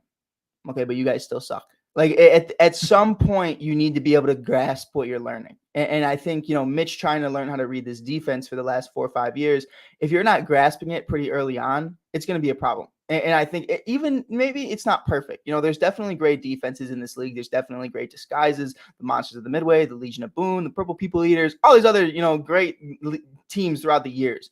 And it's one of these conversations, though, where you're going to sit here and you're going to say, Mitch, are you even grasping a college playbook right now? Or are you just taking advantage of the kid who's probably not that great as a cornerback and you have a good wide receiver at UNC? Like, that's probably what that is. And Ray, we're going to be real here. It wasn't the greatest, receiving core, but, he had some guys that were dogs. And I think that was a big part of it. And you're playing the Army, or you're playing this, or you're playing that. Yeah. And it's kind of like, all right, well, Mitch looks great for a reason. And even then he wasn't eye-poppingly in his stats. So I think, there's this conversation. I say it all the time, and Ray hit on it because that's my guy too. He's why I went he's literally why I became a Clemson Tigers fan. Trevor Lawrence is one of those guys, 1A, 1B. It always was that for me. With Justin Fields and Trevor Lawrence, it was always 1A, 1B, and it was because of their work ethic. It was because of them being able to understand the game. You're actually when you sit in a room and you sit with Justin Fields, he is one of the most intelligent players in this league, and that's documented. That is documented. I think, and I say this all the time, here's the difference. What Justin Fields needs to work at, and Trevor Lawrence too. Trevor Lawrence is up there too in his IQ. I think when you put them in a room, take away all the pass rushes, take away the corners, just put on some film, they can dissect every single play and they can tell you every single thing that's going on.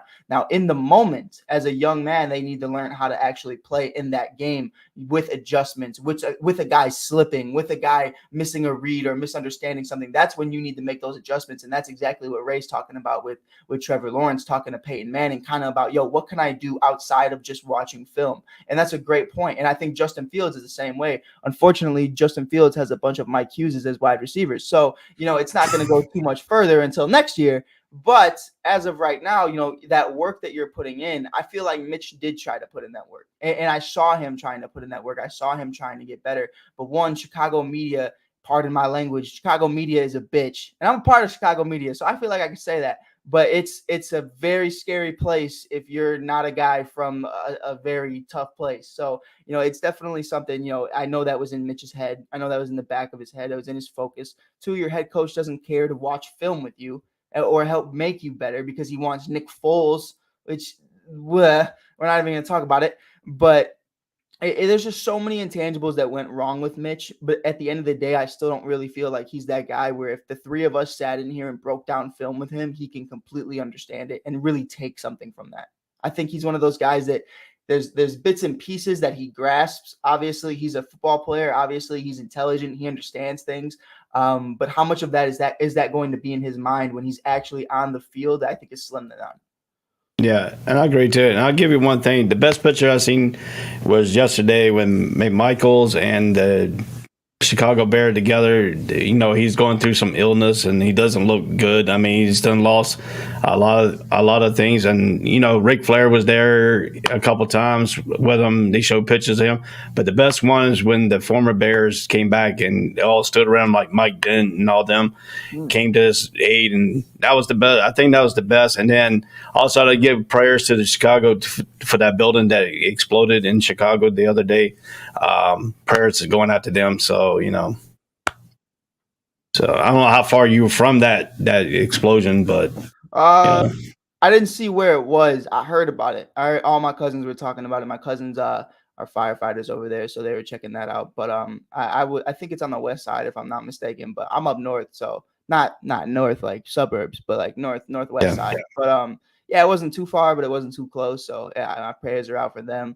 It's crazy. It's a crazy world you live in. Every single day there's something going on.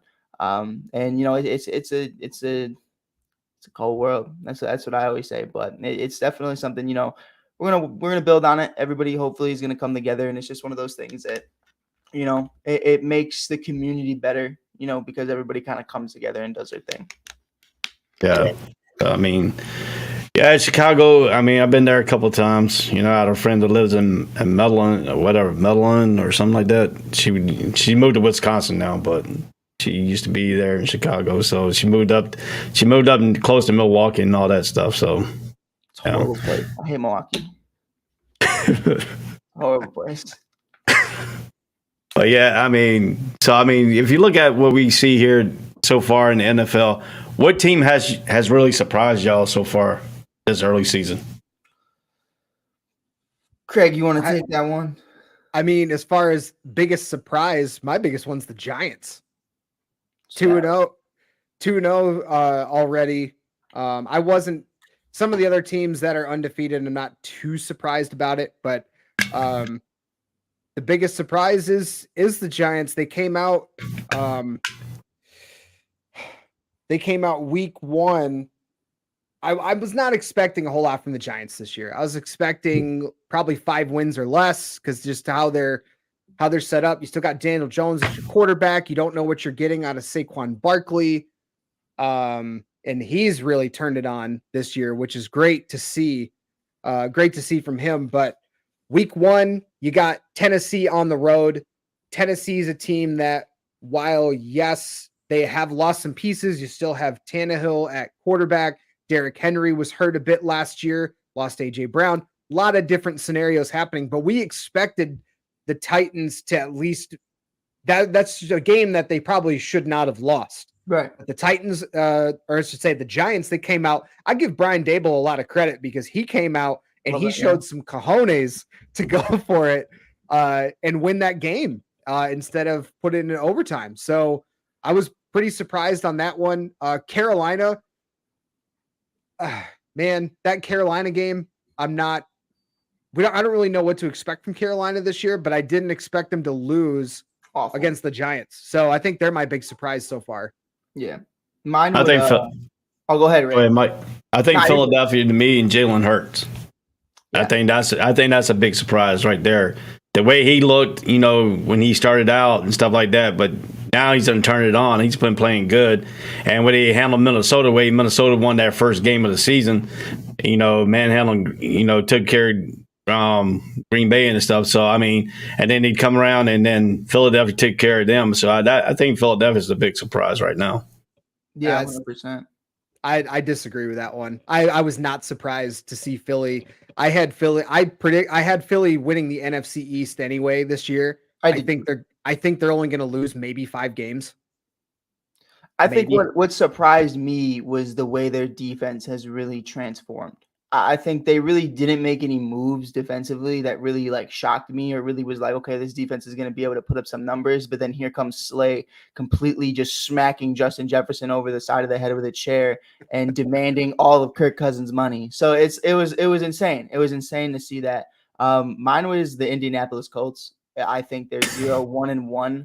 They have 24 points in the last 2 games and 0 against the Jacksonville Jaguars. You tied with Lovie Smith and the Houston Texans and then you put up 0 points against the Jaguars after making this move for Matt Ryan. And to me, it's not even about Pittman playing. It's not even about Matt Ryan trying to adjust. Matt Ryan's a former MVP. He's been to a Super Bowl. I need you to adjust. You're over 30 years old. You don't need time to adjust. You have Jonathan Taylor, who's not even really, I know my boy.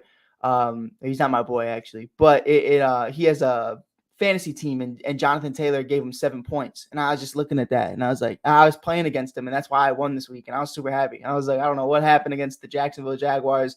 But it happens every year, but it's something right now to where, they have this great defense with Shaq Leonard, which thank you, Damian, for pointing out to me that I called him Darius the other day and I offended him, but I didn't know. No one told me that his name is Shaq now. So Shaq Leonard, and then obviously a great defense in that. They're a great team, and you have one of the best running backs in the game. I just saw, I don't know if you guys have Snapchat, but it was one of those Snapchat memories from a picture you took like 3 years ago. I was actually watching every single Wisconsin game before he blew up just to see Jonathan Taylor, because I loved watching him on like Max Prep Sports and stuff. And when you have a kid like this, Quentin Nelson, who people just don't talk about, and I think should talk about, and a great offensive line in that, for this team to be 0-1-1, I'd be fine if you were 0-2, bro. No way you just went 1 and you just tied with Lovie Smith. Like, I love Lovie. Lovie's my guy, and we're gonna play Lovie Smith this week, and I'm super excited about it. But it's a conversation right now to where, respectfully, those are 2 games you needed to win, especially in this division. And it's just, I don't know what to make of the Indianapolis Colts. I wish Randy Jowers was here. He could break it down for me. He could let me know what's going on. But it's definitely a very disappointing start for me, because I had them in the division. I'll break it down for you. I'll break it down for the Colts game for you. Jacksonville Jaguar defense was faster than what Matt Ryan can procrastinate. Matt Ryan's slow. Matt Ryan's a backdrop quarterback. He's not fast enough. He couldn't get away from the blitz. The blitz was on top of him all day long. The way Jacksonville did, they went out and got his former teammate from the Falcons to stop the run, who was great against the run last year. He came in. Taylor had no chance. Taylor broke free a couple of runs late in the ball game, but still, he had no chance. Right. They stopped the run.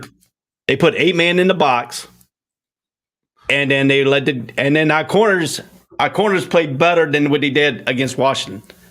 They were on top of them all game long. They were on top of the receivers. Weren't getting open. They weren't breaking away from the Jaguars defense.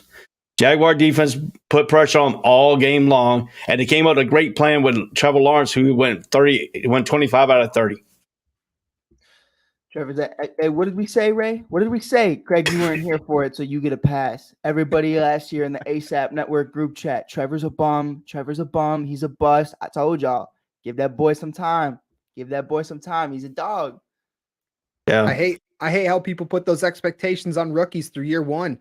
It translated to NBA. Guys don't like Steph Curry. It took him 5 or 6 years to really hit his momentum, right? Like, it took him a while.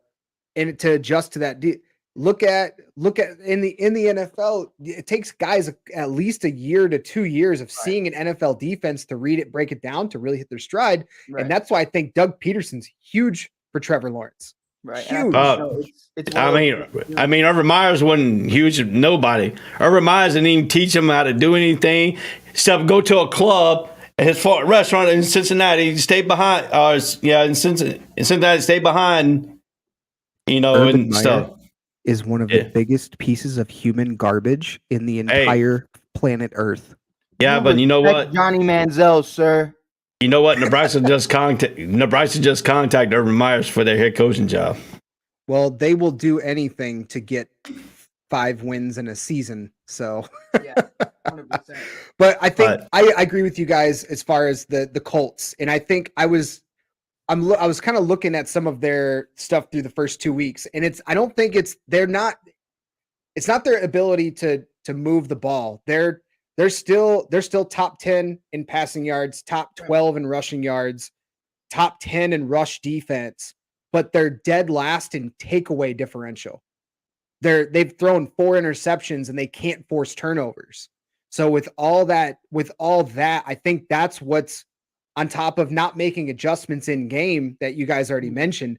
that I think is what's been doing them in. They can move the ball against the Texans. They were moving it pretty easily, but they couldn't get takeaways. They couldn't make crucial stops when they needed to win the game, and that's kind of why they're in the position they're in. Jacksonville, they never play well in Jacksonville, but I give a lot of credit to the Jaguars for being able.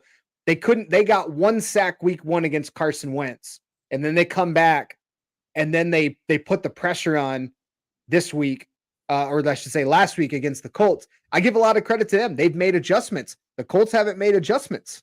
Right. And that's what you got to do in the NFL, especially for a team like the Colts, who are predicted by, Mike, you said it, I put them as a division winner too, because I feel like they took steps forward, but clearly through 2 weeks, that's not the case. Right. And if you look at it, this too for the Jacksonville Jaguars was week 9 was when they got their 9th turnover last year. Week 9. They have 6 turnovers in the first two games of this 2 weeks. In 2 weeks, Jacksonville Jaguars almost matched the numbers of turnovers they got last year on their defense. Yeah, so I think that's a big key here, is the fact that it's not, Matt Ryan's thrown 1 touchdown and 4 picks. That's definitely not a great way to start your career in Indy, but they have been able to move the ball and do things. They just haven't been able to make those adjustments. And that defense, for as talented as they are, they haven't been able to create or at least overcome the amount of turnovers that the offense has.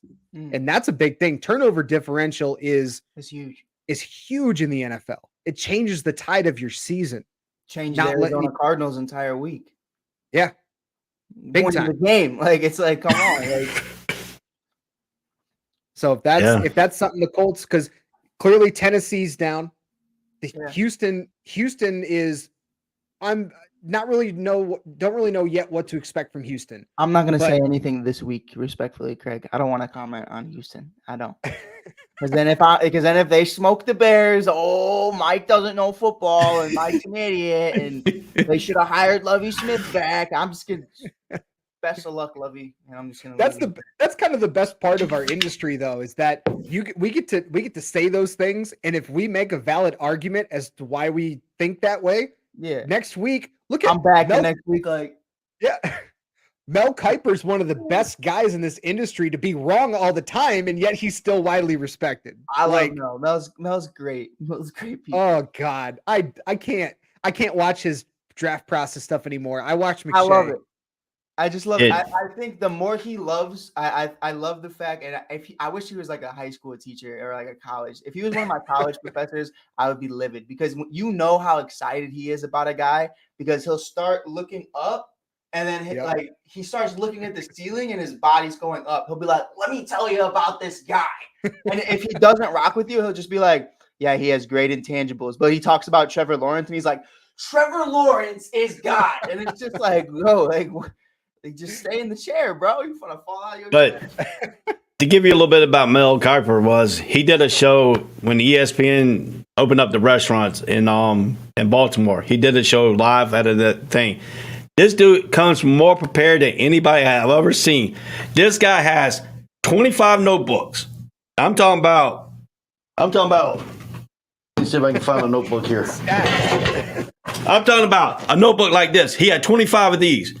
He had 2 people bring these notebooks into the studio. He opens up all 25, and when he does a show, he reads over everything, and then he tells his producer, says, I got 25 notebooks. How you want us to do this?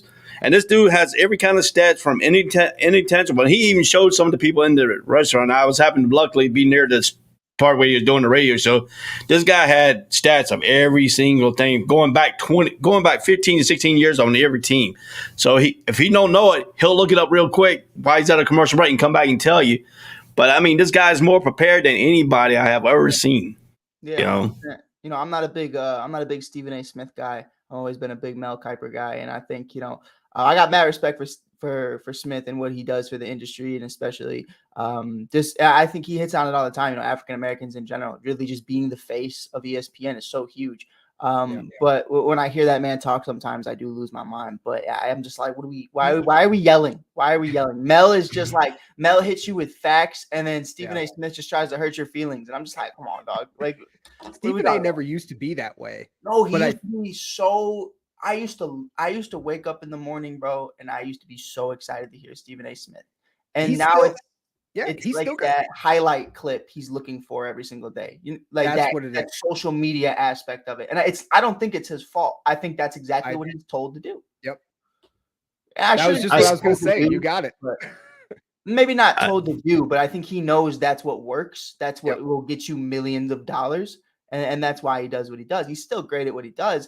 But I think sometimes, and Ray and I have talked about it, I'd hear an argument be made on First Take, and I look at the guy on the other side of Stephen A. Smith, and I'm like, you don't genuinely believe that. I think this is just a conversation to be had for ratings. Max Kellerman does not believe that he's taking Andre Iguodala. That is not a thing. That is no.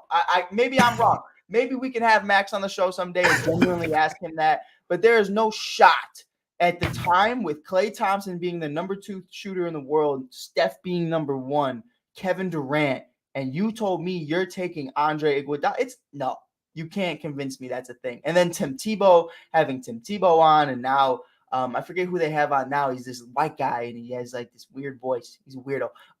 But he's like very fast talking. He's like very hyped. Oh, you talk about the baseball guy. I am talking about the baseball guy, and I'm like, why are you here? He's so awful. He's awful. He has the Hot Corner show, I think, or something. Yeah. And it is. I watch it on the MLB Network sometimes, and I'm like, Mad Dog. His name is. Yeah, Mad Dog. And I don't know if you know Michael Powers. Michael Powers does amazing things.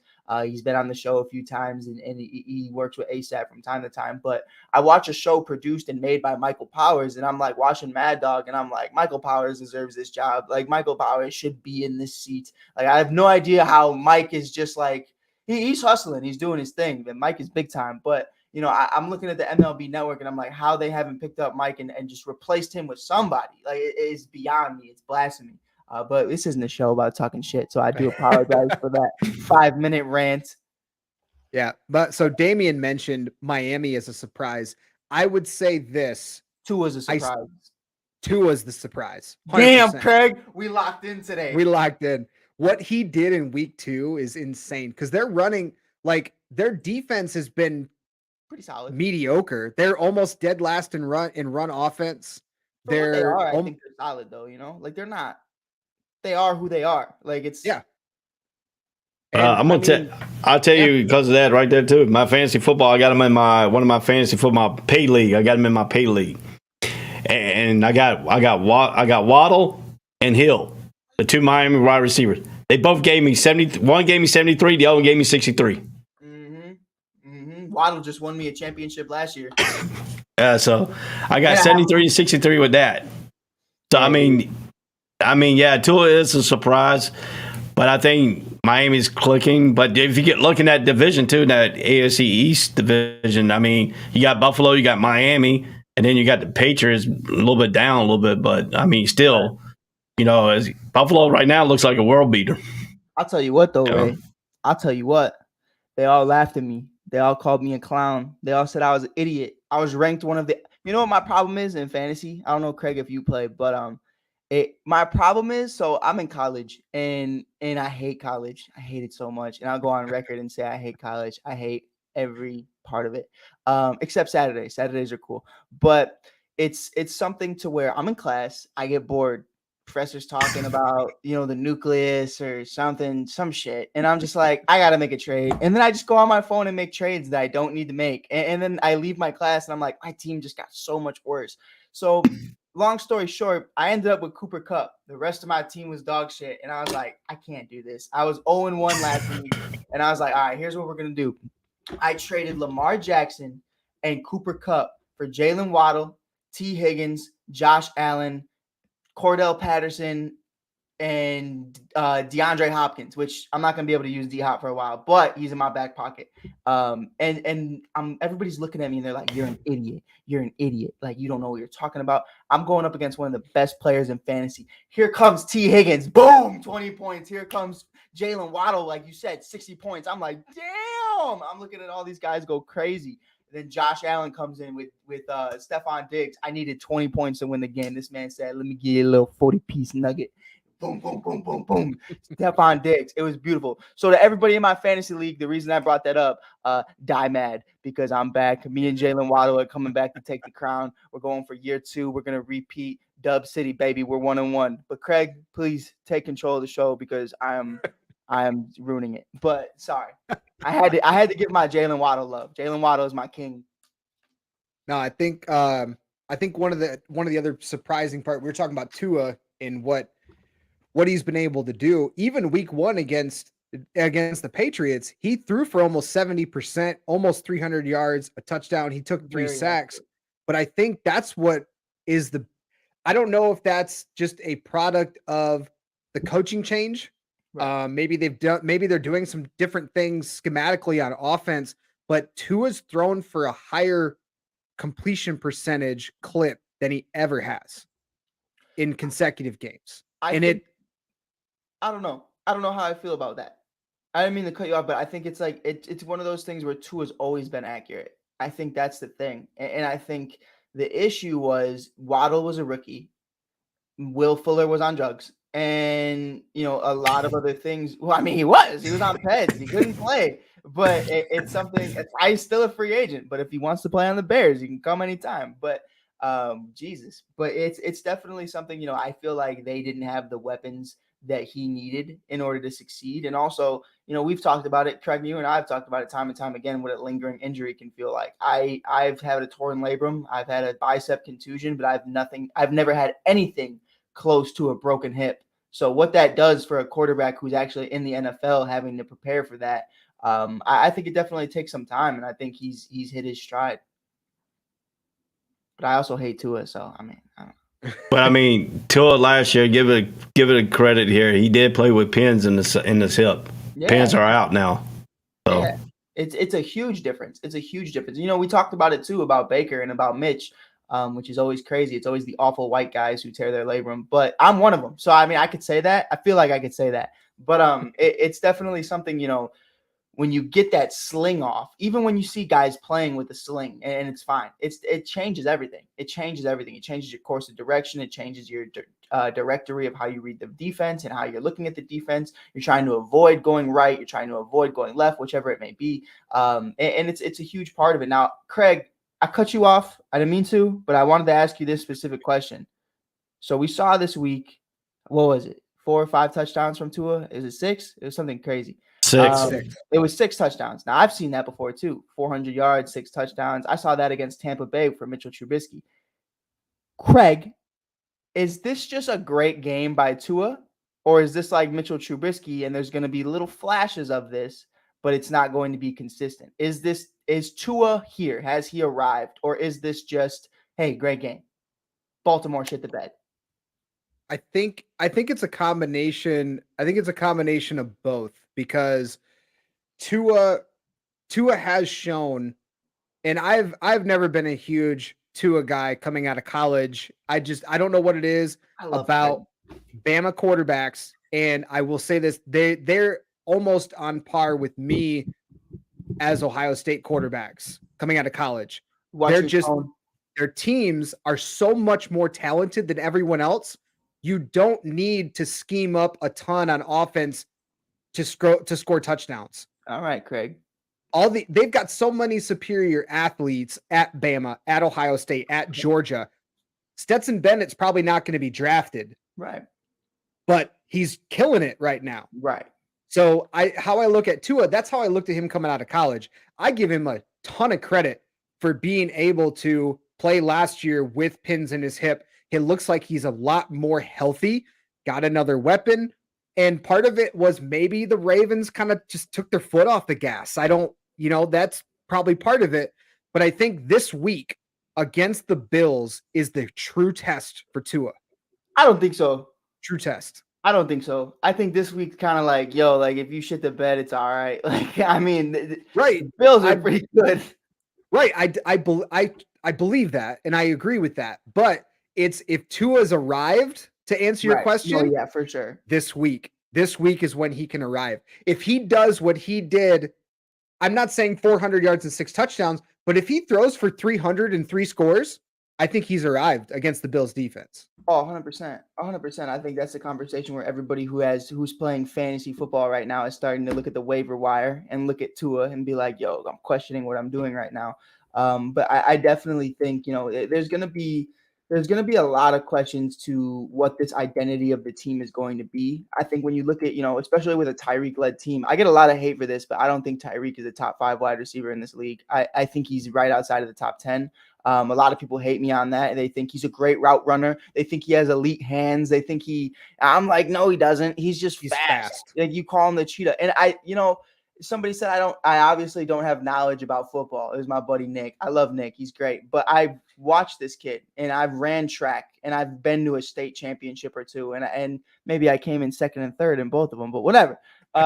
It's something though to where I've watched this kid and I've watched his intangibles. Tyreek Hill doesn't have elite hands. Tyreek Hill can catch the ball. It's not a broad statement. Like, that's what you should be doing. That's what you should be able to do, is catch the ball, especially when Patrick Mahomes and someone elite like Tua is throwing to you. You should. So I think there's a lot that goes into that, but I think they need to find out the identity of this team, because for me with Daniels, I thought the identity originally was going to be they were going to be a run by committee and then figure out what's going on there. But now if Tua has arrived, that's your conversation. Is Tua the identity of the team? And are you willing to do that? Because the problem with, and to keep it short-winded, it's the problem with that is his health. Because I think, one of the biggest things with him is if you make Tua the face of the offense and everything revolves around Tua the way it revolves around Patrick Mahomes, and then Tua goes down, okay, so is now the offense going to be, the identity of that going to be Teddy Bridgewater? I don't think so. And that's where you have to start having this conversation of, are we going to run it through Jalen? Are we going to run it through Tyreek? Is it going to be Gesicki, who after doing the gritty, I think should never do it again? But it was horrible. That was white guy dancing. Yeah, no, I did better than that. But it's something to me where it's like, what's going to happen? And you shouldn't have to prepare for that. You shouldn't have to worry about injury, but it's definitely something you need to be realistic about, especially with a guy who just had pins in his hip literally 6 months ago. So I don't know. I'm very happy for Tua. I'm very critical on Tua, always have been, because like you, Craig, I hate Alabama quarterbacks. It's just something I just don't like about Alabama.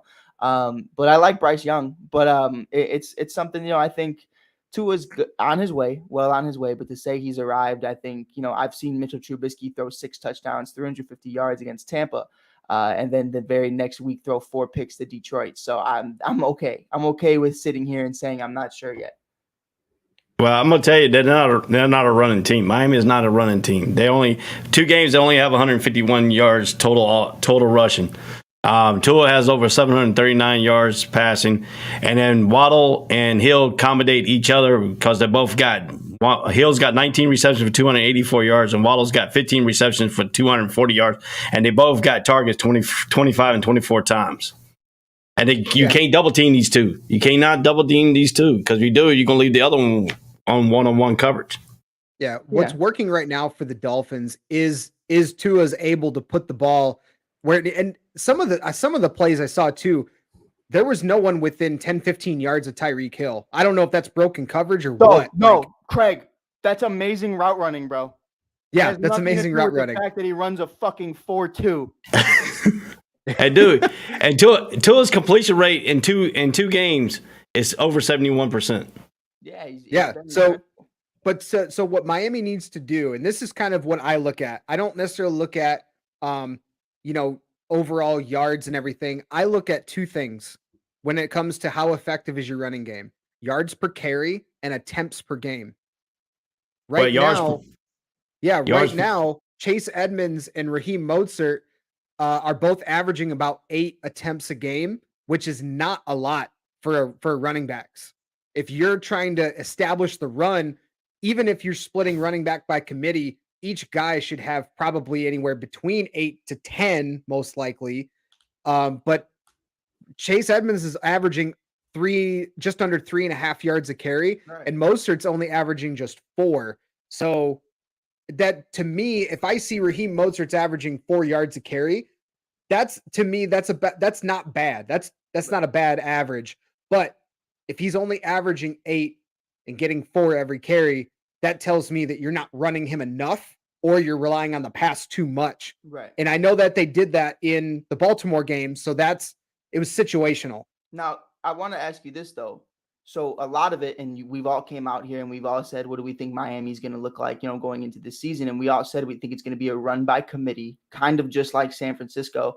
He comes from that tree, so that makes sense. But that's why you bring in a guy like Mostert, and it's why you bring in a guy like Edmonds, is because you're going to understand we need to run the football. I think a reason why they were able to win that game in Baltimore is, like you said, they disguised that. And they said, you're expecting us to run this ball. We're going to slam it down your throats with the pass. And it worked.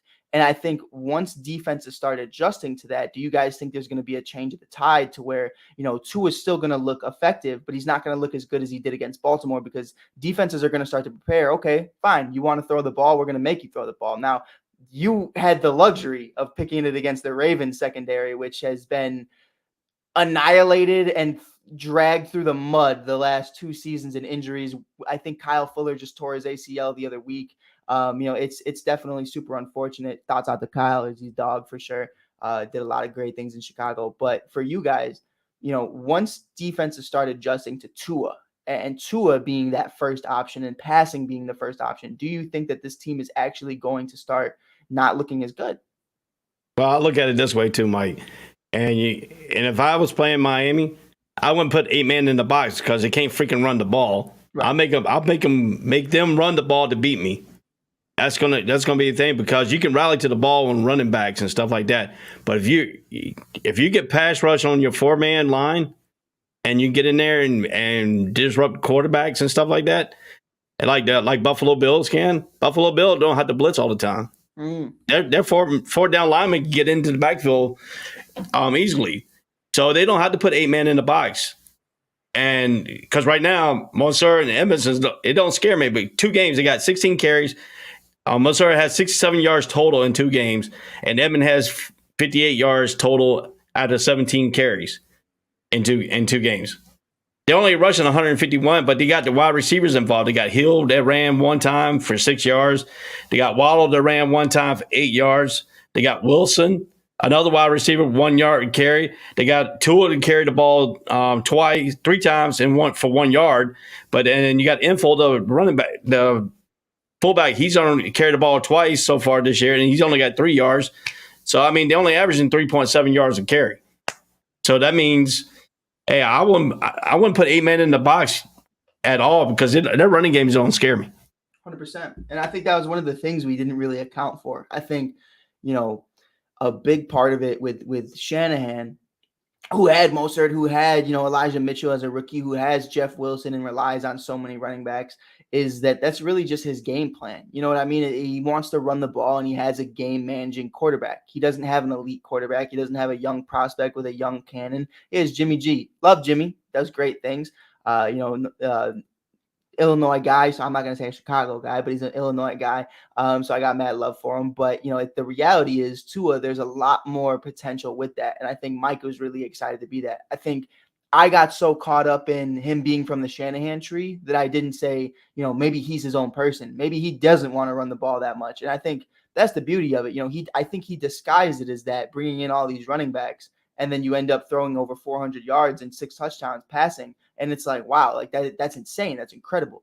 But again, I'm not going to get too high, not going to get too low on it. But it definitely was like, I had a moment where I was like, all right, like you surprised me, and I was completely wrong on what I thought. And it was a great feeling, because you love that stuff. You love that stuff where it's like, now you're picking everybody's brain to, is this what we're going to see the rest of the season? How am I going to view the Miami Dolphins? It changes everything. So I think it's super exciting. McDaniel's done a great job so far. And I think, he's making a case for Coach of the Year. And I'll go out there and say that, if he can lead them to a division title, if he can lead them to a playoff win, you could be the Coach of the Year for me. I mean, Tua literally just was getting destroyed a year ago. If Tua has an incredible season and throws 4,000 yards, who's to sit here and tell me that, McDaniel isn't the guy? You know what I mean? Like that's exactly what Brian Flores didn't want to have to deal with, was Tua. There's a lot of things that went down with that. It was a debacle, but the reality was he wanted Deshaun Watson. He wanted to give up on Tua. So for McDaniel to come in here and be force-fed Tua and make a positive out of it, I think that would be an incredible story. Yeah.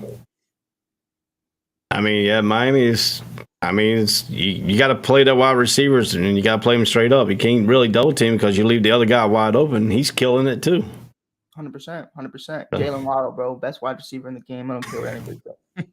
I mean, Miami's got what he needed. I'm gonna tell you what. I don't like Tua. I don't like Alabama. You know, much like everybody else, they win too much, and you know they get all the talent and stuff. I really don't care, but you got to give them respect to Miami the way they drafted these players, right? And the way they went out in free agents and got Hill to bring him over from Kansas City.